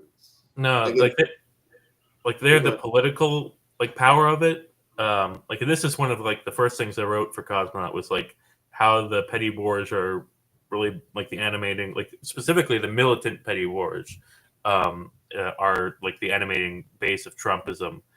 Like people who own boats and stuff like that. But like, I think that there's probably going to be a pretty strong backlash soon because they're the ones who are going to get the most exploded with these tariffs. It's going to be the small like capitalists. Like they were on board with this as a fantasy, as like they loved the tariffs Trump won because they performed a purely symbolic function. And as soon as they're more real, as soon as decoupling with China is real, that's more serious. That petty bourgeoisie, even including the agricultural petty bourgeoisie, is just like incredibly dependent on the connection to China. Yeah. And they do not have the capital or the savings to take the shock of the tariffs like larger firms and multinationals. It's going to be like devastating for them, which, well, there's a reason why like seemingly like Trump seemingly offers all of these like seemingly irrational policies or things that are like at least on paper against his own the interests of like the vast majority of the capitalists in the country. It's because like Trump as a capitalist is completely unmoored from the actual life of the economy. Like from what I can tell, he's made most of his money like purely from speculation and like gambling. Well, isn't it? I mean, from what I understand, I mean, he's a real estate guy. Right? Yeah, but not even like a particularly successful one is my point. No, not really. But see, therefore, he's going to have, being wedded to certain kinds of capital, he's going to have certain ideas between productive versus unproductive capital, right? He probably sees the financialization of the U.S. economy, which, by the way, is its great economic arm, right? As an instance of just unproductive capital that needs to be replaced with the manly, virile, productive capital of things like building buildings, right? Well, it's like what you were saying earlier, Nicholas, to me privately. It was like the one reason a lot of these people worship Musk is because he does build factories. Yeah, Like, exactly. they do see him as like not just like this rentier producing intellectual property and collecting rent, but actually like building real productive machinery or whatever. Yeah, the way I think of Musk is basically that he's still like in a creature of all that finance world. It's just that his personal fixation is factories and spaceships and stuff. Because he's basically like his own like private fund. But with Trump, like I think what Joseph you were talking about earlier is he's like he in to synthesize what both of you were talking about actually, like he wants that old like manly kind of economy and stuff, but he doesn't know anything about it. He doesn't know like how like factories need like these inputs usually from abroad, usually from China. He doesn't know how like these supply chains work or what like a manufacturing business needs to succeed. So they're all getting screwed right now.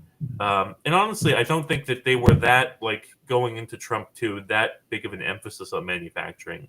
When I saw his inauguration, the big emphasis was on oil and natural resource extraction. Now he hasn't been good for that either. But I think that's basically just a function of him not understanding that the economy was going to collapse if he did this. But like in theory, like you can have like seeing the U.S. as great wealth in basically just in these natural commodities or whatever that you can pull out of the ground. I think is like the main imaginary for him right now. Yeah, no, I think it's this hyper nationalism from like what you call the American gentry. I think is really and I think the way I've been kind of explaining it to people, like why there's all these contradictory and just like insane things coming from Trump at machine gun pace, is that he's has to balance all these different interests that have conflicting economic that have their own conflicting economic interests, and so he's trying to he's obviously trying to get these tech people on board and use them, but he's also trying to appeal to what the American gentry, the middle American radicals, as the far right author who kind of is proto MAGA, Sam Francis, calls them. Yeah, I mean, basically from the point of view of class analysis, the incoherence of the Trump administration is the incoherence of the coalition that he's trying to form and lead, right? I mean, this is also a classical part of Bonapartism, right? Yes, exactly. Not just like the incoherence and like the Rorschach test nature of like the leader. It's also like the financial nonsense and like pumping stocks to help your support, which they're going to get burned pretty hard in this. Well, with Napoleon II, the incoherence was resolved by Bonaparte falling on the side of the bourgeoisie. The age of Bonaparte II is known by some people as the liberal empire, right? Right. And I think that it is actually the period of the most substantial growth of capital in French 19th century and just French history. So technically, Bonaparte III. The Bonaparte II is kind of irrelevant in history. Yeah. But yeah, he like this is like like Trump is like the perfect kind of almost the perfect mirror of Bonaparte, because he is also like that prince of the lumpen proletariat kind of aspect. That's about yeah. I mean, the lumpen proles will be used to smash whatever constitutes a left, even though that doesn't really exist. I mean, not even really, because they're not organized enough to do that. Because like the lumpen proletariat of like the 1840s in France, like you were literally buying goons to go and beat people up on the street. Like that's not going to happen. I mean, there's like groups that do that sort of thing, but it's not as consequential as it was back then. Yeah, that's the Proud Boys. There's and no need like, for that featuring it from- nowadays. Yeah, you don't need to buy Proud Boys either. They organize You themselves. SWAT. to do that.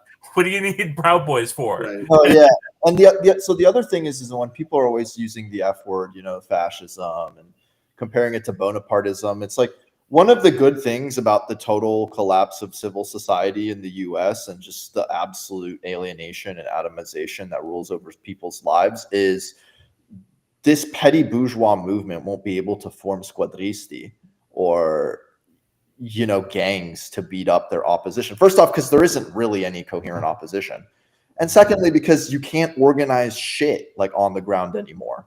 I mean, like that, as you were saying, like, and not just in 48, like they hired lumpen goons to come and beat up the revolting proles, et cetera, but like also in the Paris Commune, right? Like when the Commune took power, like it wasn't just the Germans who stormed Paris to take it back. It was also a lot of people pouring in from the countryside, Right. that were just, get the godless heathens. So, there isn't just that's like one of the only good things about the fact that we have no robust civic life here. Right. It could be used against us. Yeah, exactly. Yeah.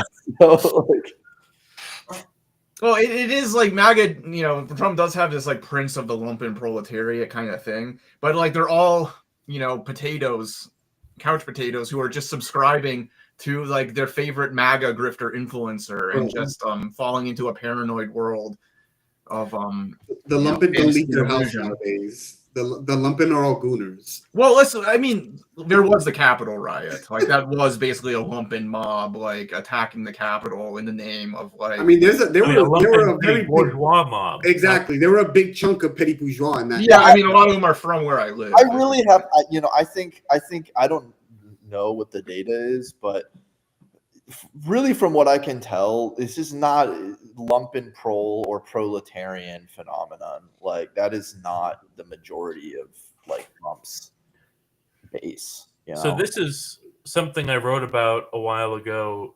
that about the petty bourgeoisie, that basically, if you look at the historical development of the bourgeois state, it's been like a series of innovations to pacify the various social classes. Now, this is obvious with the proletariat, but it also happened with the bourgeoisie. That this was one of the functions Bonaparte played. Is that like it became obvious that rule directly by the bourgeoisie was not really possible. It wasn't stable. Eventually, what you really needed was like once Bonaparte like went away, professionalism is basically what replaced it. Is that having the professional state is what allowed like the thing that didn't really allow the vicissitudes of political thing like class struggle to necessarily control the state to a way that would unstabilize it.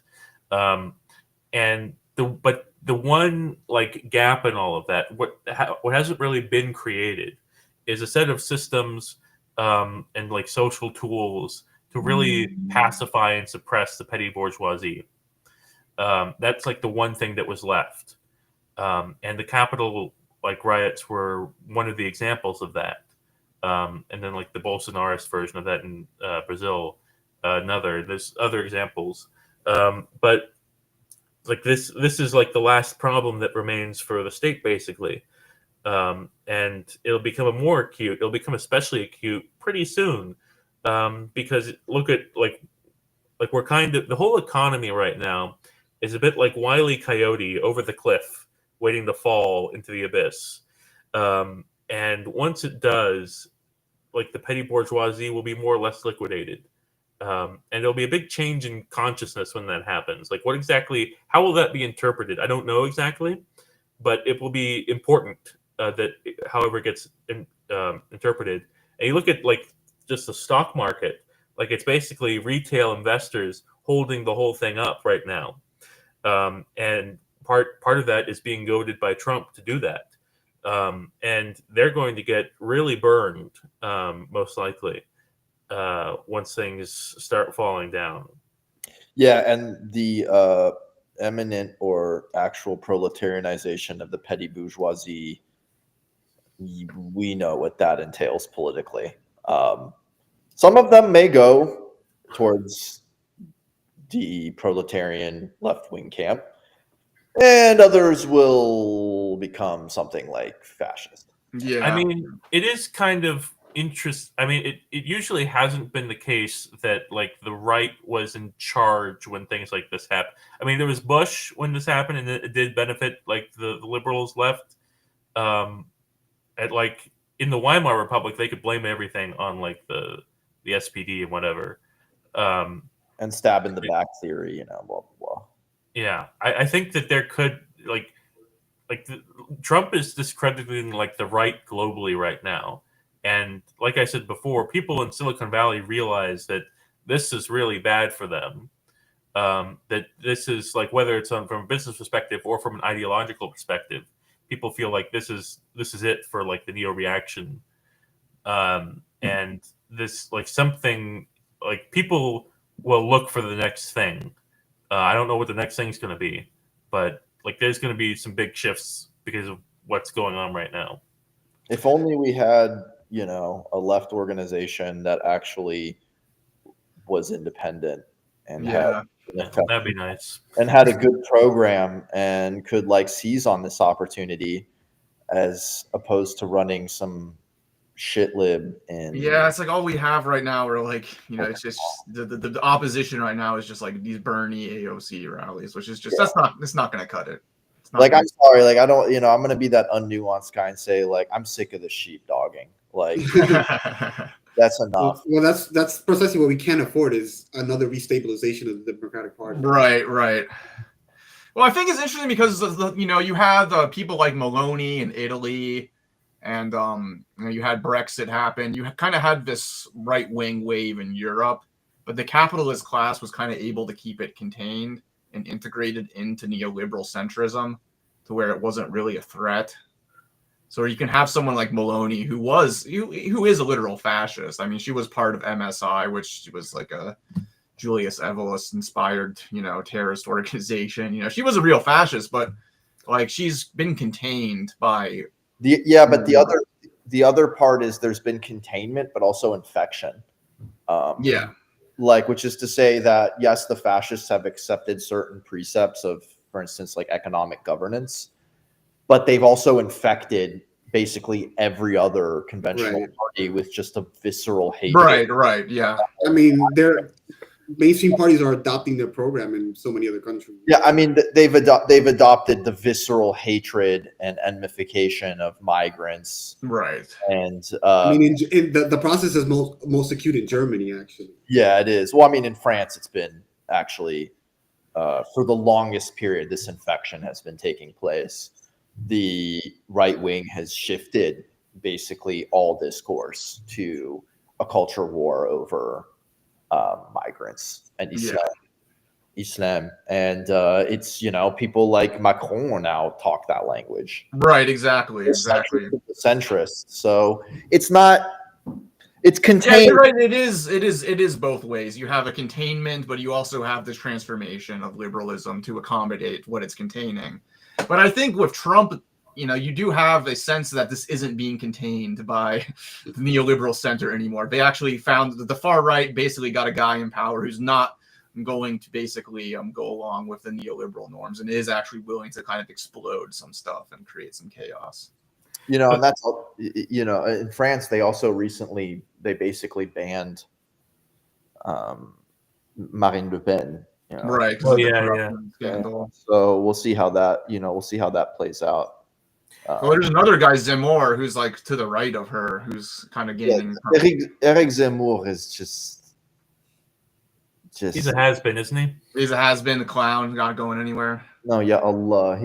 First off, the thing I love is he's Algerian, actually, of descent. All right, yeah. Yeah, he's Sifard. He's a North African Jew, and so you know he's an Arab. He's a fucking Arab, dude. That's what I love. But he is the absolute most rabid public figure against all things migrant in France, and puts to shame Le Pen and the FN and all of these like literal like post-Vichist fuckers, just rabid, just absolutely rabid. So, but he's not. I don't think he's going anywhere.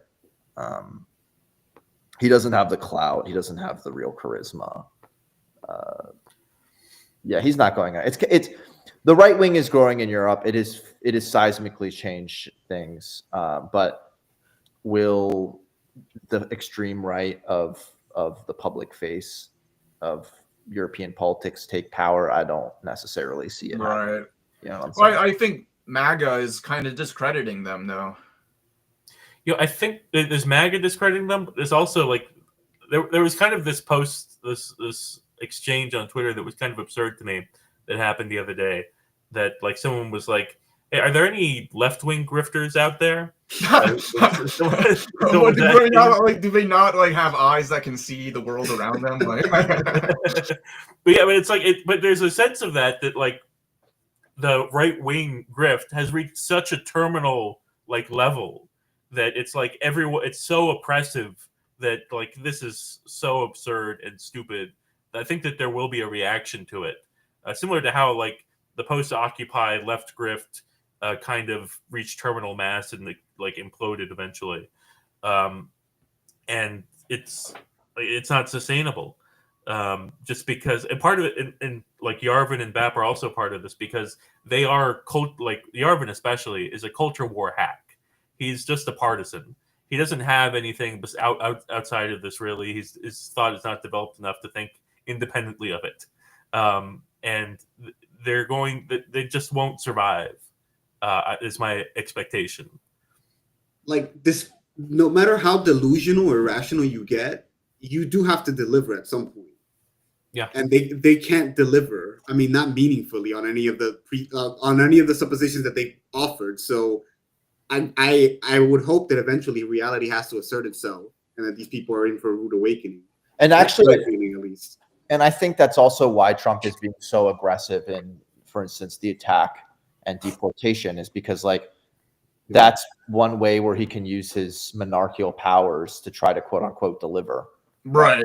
Because if you look at the really hardline MAGA guys, like they are eating up the deportation stuff. They love all of the White House AI art posts depicting like the people they're deporting, and they love all the racist stuff that's being posted by, Yeah, he's giving slop to the hogs. He's giving slop to the hogs, and there's a lot of people who that's not going to work for. They voted for Trump because they were mad at Biden and didn't like the economy, and they just were going against the incumbent. They're not, It's not going to necessarily appeal to those people. Yeah, their lives are getting worse. Having like racist AI art being posted by the White House isn't going to keep them happy. Yeah, no, I mean, absolutely. So he's trying to deliver with that, just like absolutely. We'll have to bring on I really want to bring on someone who works in the space of defending migrants. Yeah. Things are getting like disturbing. Yeah, it's getting pretty bad. And we really have to. So, for instance, I read something that like the Trump administration has cut funding to the legal defense of migrant children. So now they're pushing through migrant children in deportation courts or in migration courts without legal counsel. So they're basically just like pushing through like a line of kindergarteners being like, gone. They deported a 2-year-old the other day, like a 2-year-old American citizen. Like, what the fuck are you, like, what is that? Like, I'm sorry, like, thank God I'm not in your power, because like I'd destroy these people for doing, like, how can you be so callous and evil? Yeah. The children, what the hell did they do? Just makes me so angry. Yeah, that's the thing, is like there is a level of like the way it degrades public discourse and the way that it's bringing out just all the worst of people's bringing out people's sociopathic side. Right. It really is about just priming people to, first of all, like the slop and all the shitty AI art. It's about degrading their capacity for critical reasoning and degrading their capacity to think critically at all about anything that's happening. And then it's to turn them into callous, amoral sociopaths who will fall in line behind whatever the state wants to do to any kind of marginalized population that they think gets in their way. I mean, it's just like it's making cruelty a virtue. It's unbelievable. Yeah. And the thing is if you look at like the discourse about it, anyone who's like kind of on Team MAGA, who's like, I'm not really feeling this, guys. Like, this is a bit much. Like, I agree that there's too many migrants and we got to do something about it, but this is just too far. This is a little too cruel and callous. And they'll be like, you're weak. You don't fully support, Trump. You're not like, you're just like a liberal. You sound like a Democrat. Like, Yeah, you don't want to deport children and put them in camps. That makes you a Democrat. Like, what the? Yeah, it's just like you can see kind of You have a moral fiber. Look at this loser. and it does scare me, like when you say that all these petty bourgeois are about to be liquidated, because you building up this culture of hatred and irrationality, and then you're about to like completely destroy the material basis upon which they subsist, and it's going to be ugly. That's kind of like the irony of like Nietzsche's like hatred of the proletarian, because like if anything, like the great ressentiment comes from the frenzy of the degraded petty bourgeoisie. Right, because that is the thing. There's so much resentment. Yeah, the greatest instincts of revenge do not come from the proletariat. No, like it comes from these like rabid, like rabies infected fucking petty bourgeois. Like, I mean, it's yeah, we'll really have to report more on the deportation crisis, because it's, as I said, that's like, I think one thing that Trump feels he can do to try to deliver to his base, and maximal cruelty is like maximal like deliverance for him, right? It's definitely the sharpest edge of like fascist politics today is the deportation stuff. Yeah, I mean, and people love to use that. That's maybe another thing we'll have to talk about sometime is the F word. I particularly, I don't want to say like who cares what we call it. It does matter though, because we've talked about this already, but like it does matter. But I think that there's a real like facile tendency to just call everything fascism. Yeah, understanding what the social dynamics taking place. And I think the major problem with falling into, well, there's two things. One, calling it fascism now is boy who cried wolf. What do you do when something actually fascistic comes up? And two, it therefore completely dictates our strategy, puts us in a state of emergency, and forces us to basically liquidate ourselves and tail liberals. Yep. Right. I think that is actually the opposite of what we need to do right now. Right. But I've kind of warmed up to calling MAGA fascist or neo-fascist or some kind of variant of it. I understand that there's major differences with fascism, obviously. Like, there isn't the same attempt to build a corporatist state. There isn't, it's not 1930s Mussolini, right? Like, we're dealing with something different, but it rhymes with fascism. I think it is Bonapartism, for sure. Sorry. Oh, go ahead. No, just real quick. Like, I think that the more useful way to think about this stuff is like the process of like the disintegration of state authority, state and civil authority, and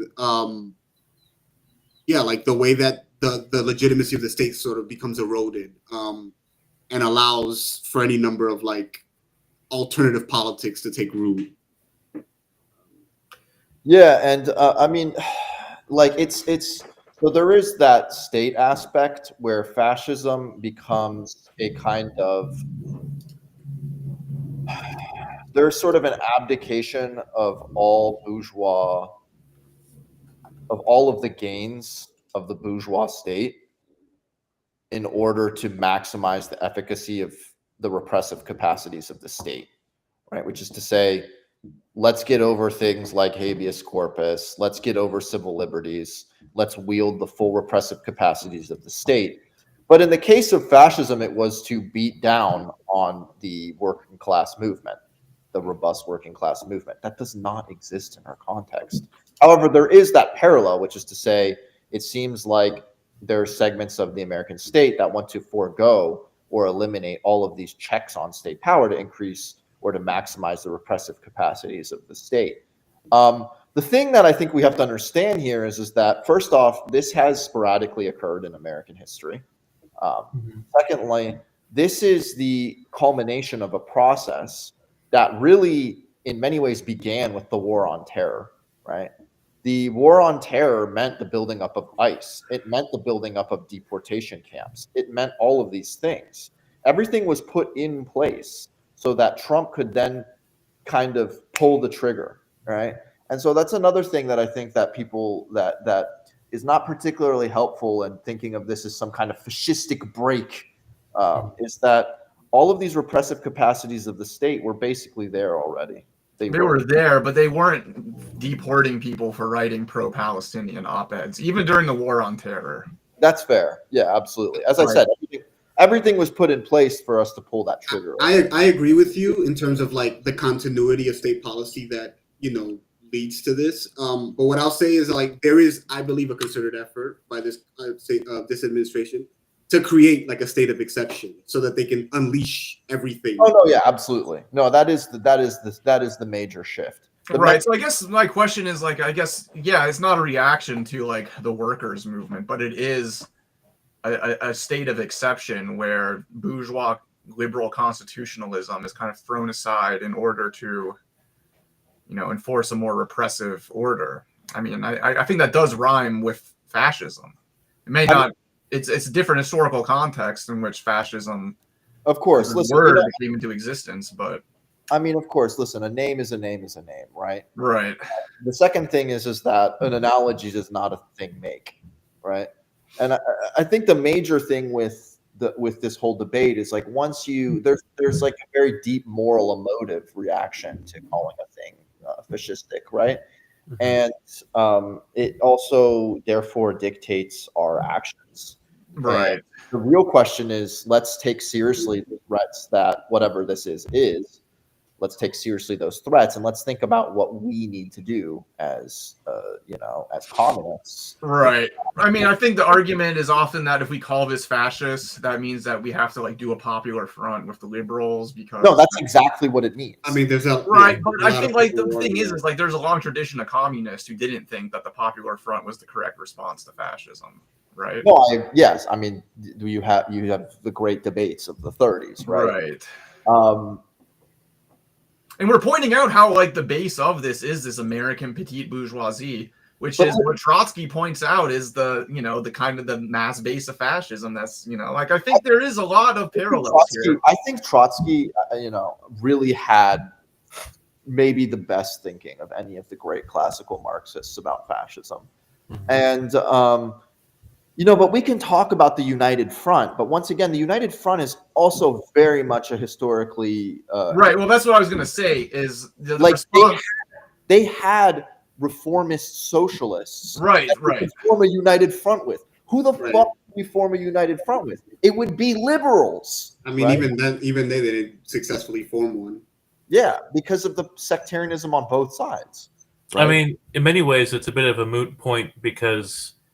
I mean, like DSA doesn't even like it only runs elections in like a handful of like districts or whatever. It's not going to really like the default is already the Popular Front. So the appeal to fascism doesn't really even matter that much. But I like like we're still pretty far away from being able to pull a trigger and actually make a significant like strategic like decision in that respect. I think that like there's like some respects where like just having strong message discipline and talking about like what's going on right now is probably the most valuable thing you can do, which in some ways is very difficult because there's so much going on. I mean, like what more can you do besides just like repeat what's going on in the press? It's a very difficult situation. I do agree that like the whole thing with the class analysis is basically the same. The form of like in terms of a social formation, it is very similar to fascism. It is obviously ideological differences there. It's a very American ideology. Like I was talking about earlier, like fascism, like Hitler had this whole background in like the like the aristocratic traditions and attempting to import them to the bourgeoisie in Prussia created like the particulars of like Hitler's ideology, and that kind of stuff. But we have this like ideology now of, you know, like Trump's common sense of like which is like this purely like delusional, like which existed also in some respects in fascism too, of how they felt about like we need to get these social democrats to stop pushing this crap onto us or whatever, of like this woke bullshit. But it like there's some similarities there too, but it's still a little bit different in other respects. That like, which I honestly I feel like it's neither here nor there. Like there is an object level thing of what you can say is right or wrong or what should be done, which I think is independent of a particular historical debate. Right. Yeah, I mean, I think we could be dealing with the real deal fascism, but if you look at how discredited the DNC is right now, I think it just seems like such a backwards move to try and like do. I feel like this is a time for us to kind of take advantage of the chaos that's being unleashed to kind of try to construct our alternative. Right.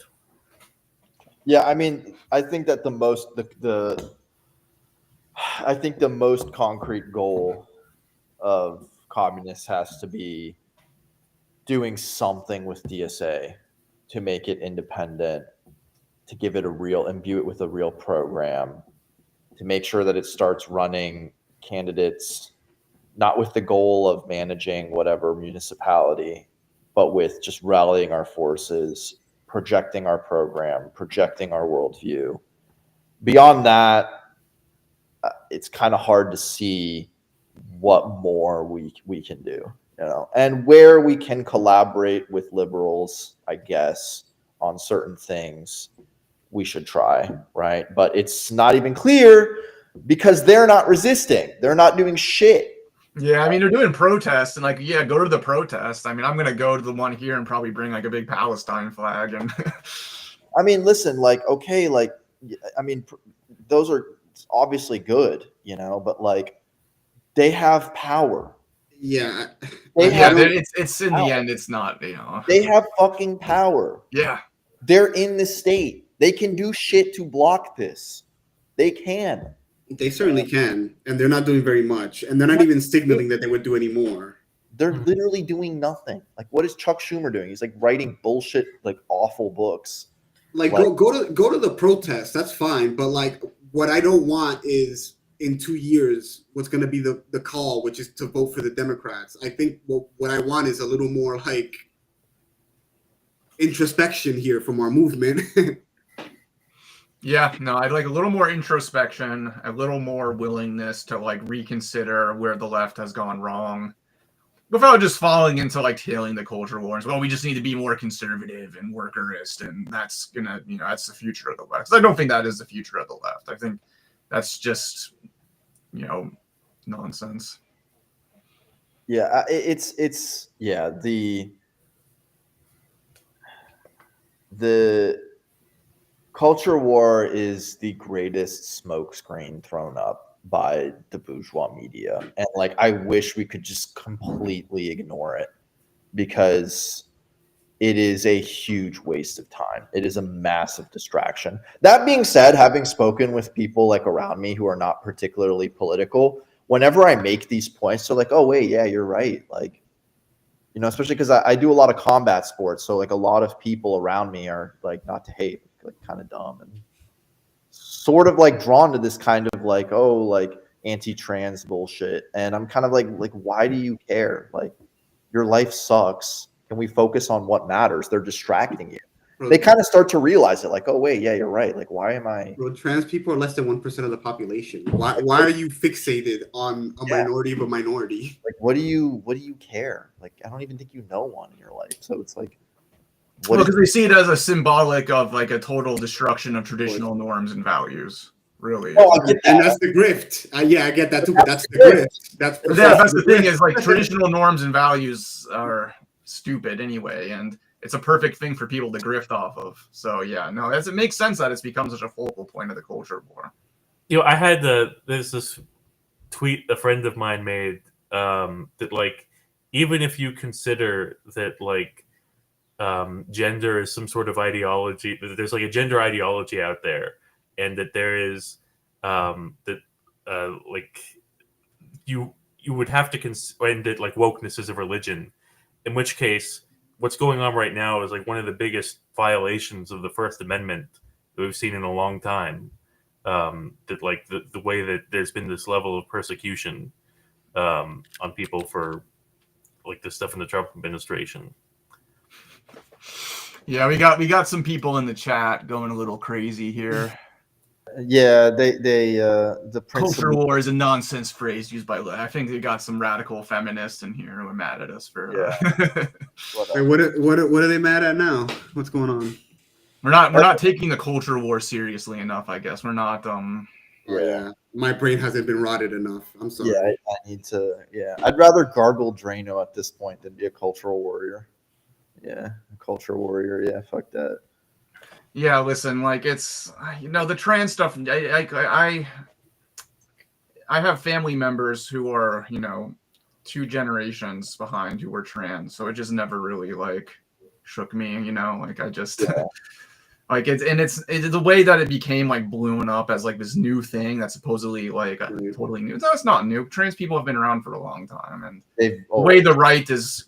What's new is that the right has taken it as they've taken increasing sexual liberalization that has led more people to become trans to create a false panic, and then they're also using the kind of idea that it's an assault on traditional values, and because it is true that identities and norms are more fluid now. That's not a bad thing. We aren't born in a village where the priest assigns us our station in life based on how we're born and what family we're born in or how we're born. So it's and it's also, this is totally a foot in the door, right, for the right wing. It's an assault on anything that threatens heteronormativity, right? They try to take things that first it starts with the trans and then they go to everyone else, right? Right, exactly. Until you're basically not a man who's like providing for the family or a woman who's just pumping out kids. Yeah, it's a foot in the door for them to make an assault on anything that threatens, just normative gender relations. So, anyways, that's a long convo, which I am. Yeah, no, I mean it is very obvious though that like the far right is using the culture war in a systematic way to degrade public reason, and it's part of their general project. No, I political economy also makes the correct point, which is trans have literally always existed as long as there have been humans. Just like gay people have, Well, now the culture war is going to be. I think I've seen a lot of anti-weed stuff actually from the right. I feel like they're trying to bring weed into the culture war now. Oh damn, bro! They're saying that smoking weed turns you gay and trans, or it just turns you into like a leftist or. If that were the case, I would be. I'm an empirical refutation to that. Yeah. Yeah, I'm not gay. Oh my god! Why are you? I don't understand why this person hates on me. Yeah, listen, I'm pretty sure gay men still. What did I do? Like, this guy's just annoying. This guy's just annoying. Hate on Donald or Joseph or Dick. I welcome your hate.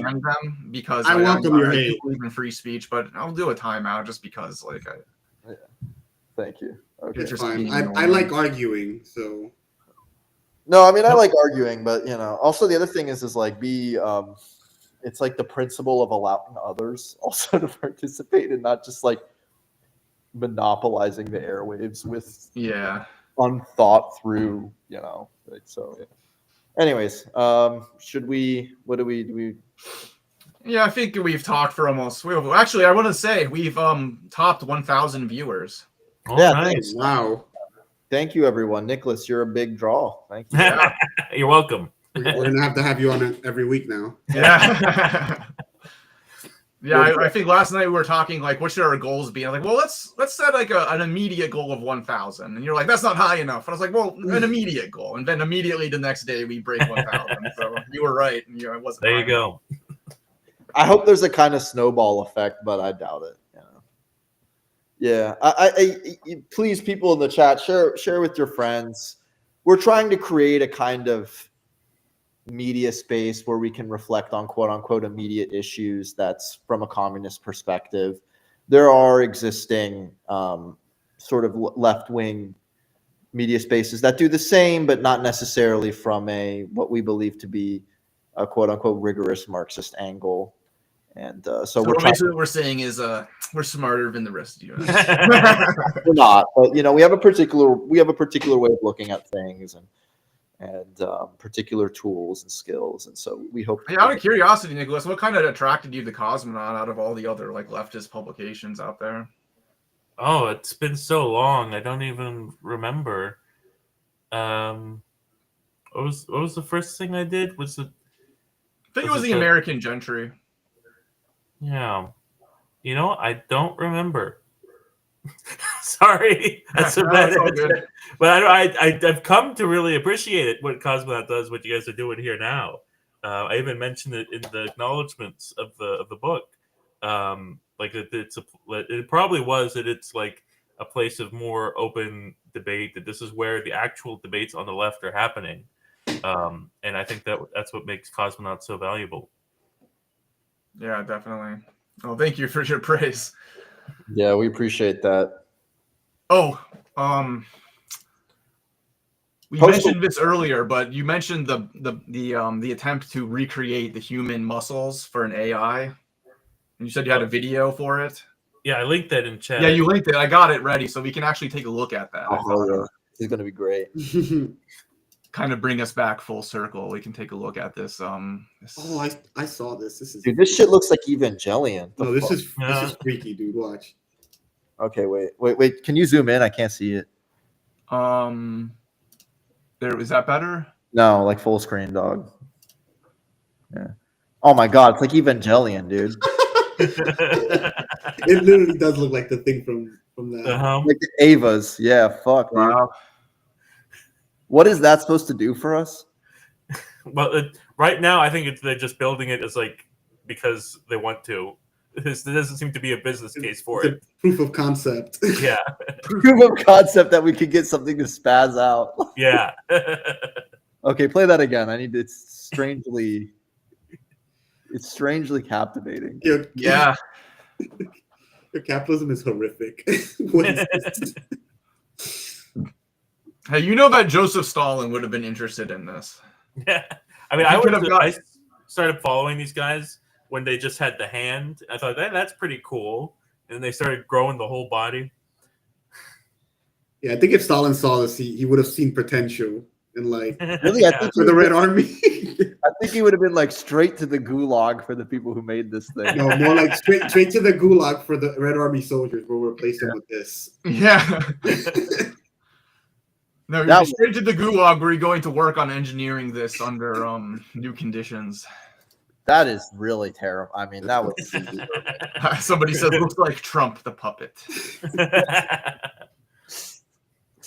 Oh god. Bob Jessup is still alive. I didn't even know that. Who the hell is he? Yeah, no, I would like to talk to him actually. I think he has some pretty interesting stuff. Wow. Yeah, we should definitely. Well, I don't even know if he would talk to us. Would he? I don't know. No, probably. I don't know. I mean, You should definitely get Varn on here. Yeah, we'll get Varn on soon. I'm sure he would appreciate it. Yeah. like the fucking streaming guy. Yeah. Yeah. Wait, isn't he like? Oh yeah, this guy. Yeah. Yeah. No, I've been on. No, I've known Varn forever. For some reason, I almost confused him with who's the liberal idiot who? Oh, Destiny. No, not Destiny. He's when you say liberal idiot, immediately my thought is Destiny. The picture in the dictionary Yeah. There was some other like debate nerd. What's his name? Starts with a V too. I'm sorry, Varn, for associating you with this. Vaush is who you're thinking of. Vaush. Oh, Very different person, yeah. Who? What'd you call it? Vaush is who you're thinking of. Oh That's yeah, how you say it? dude. I thought we said it was Vosh. Vaush. Yeah, I don't know. It's How do you spell that? Vaush. Vosh. Oh yeah, this fucking neckbeard. Yeah, this guy. Yeah. Yeah, I mean that's why we gotta stream, because people like that are gonna monopolize the left wing discourse. You know. I definitely think it's a great idea to have something regular like this. Because, I mean, there's only so many Cosmo articles you can put out in a week or whatever. Yeah, and and I think so much of the modern media sphere is moving towards this kind of stuff.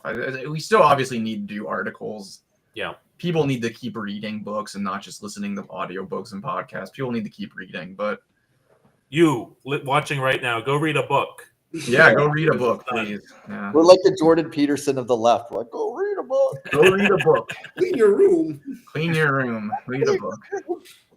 Yeah, damn, Joseph, your room is spotless. That's all for show.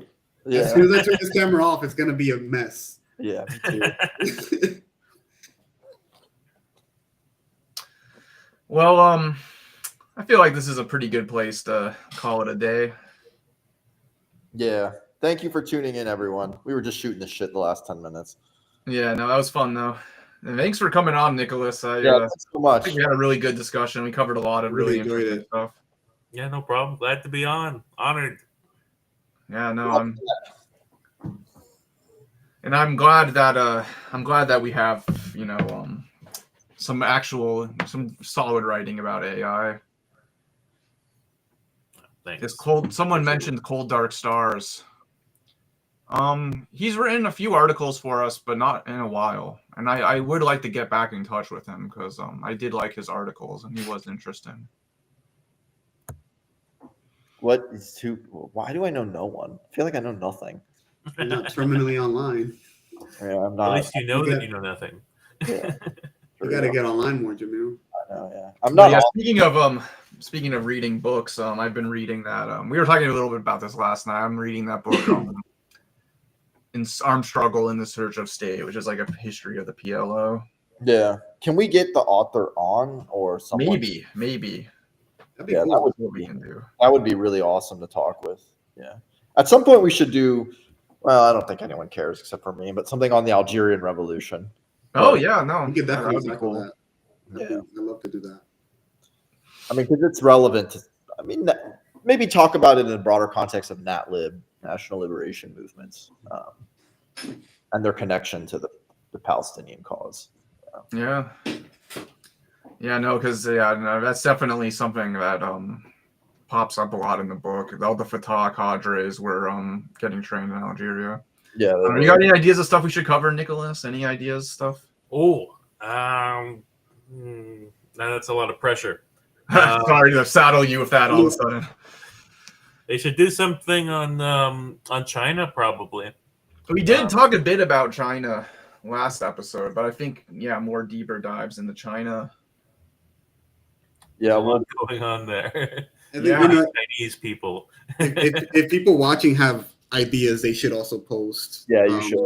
Yeah. We're always gonna cover whatever happens during the week, but always cool. We'll try cover to whatever Try else. to strike a balance between the immediate and what we feel people need to know in general, right?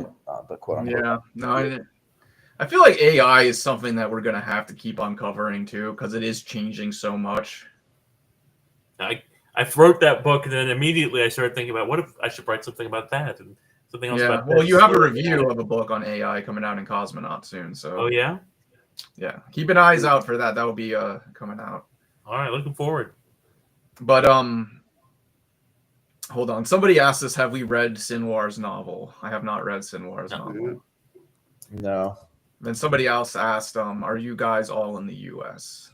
Yes, Yes. I am. Yeah, physically, maybe not mentally. Yeah, I try not to mentally be here, but where to be other. I can't really think of a better place to be mentally Yeah. either, so it's. We're dirty Yankees. Yeah. Unfortunately. Well, it is an interesting time to be in America, guys, I will say. And yeah, Thank you. I think I'm gonna end the stream. Go for it. See you next week. Yeah, see everyone next week, and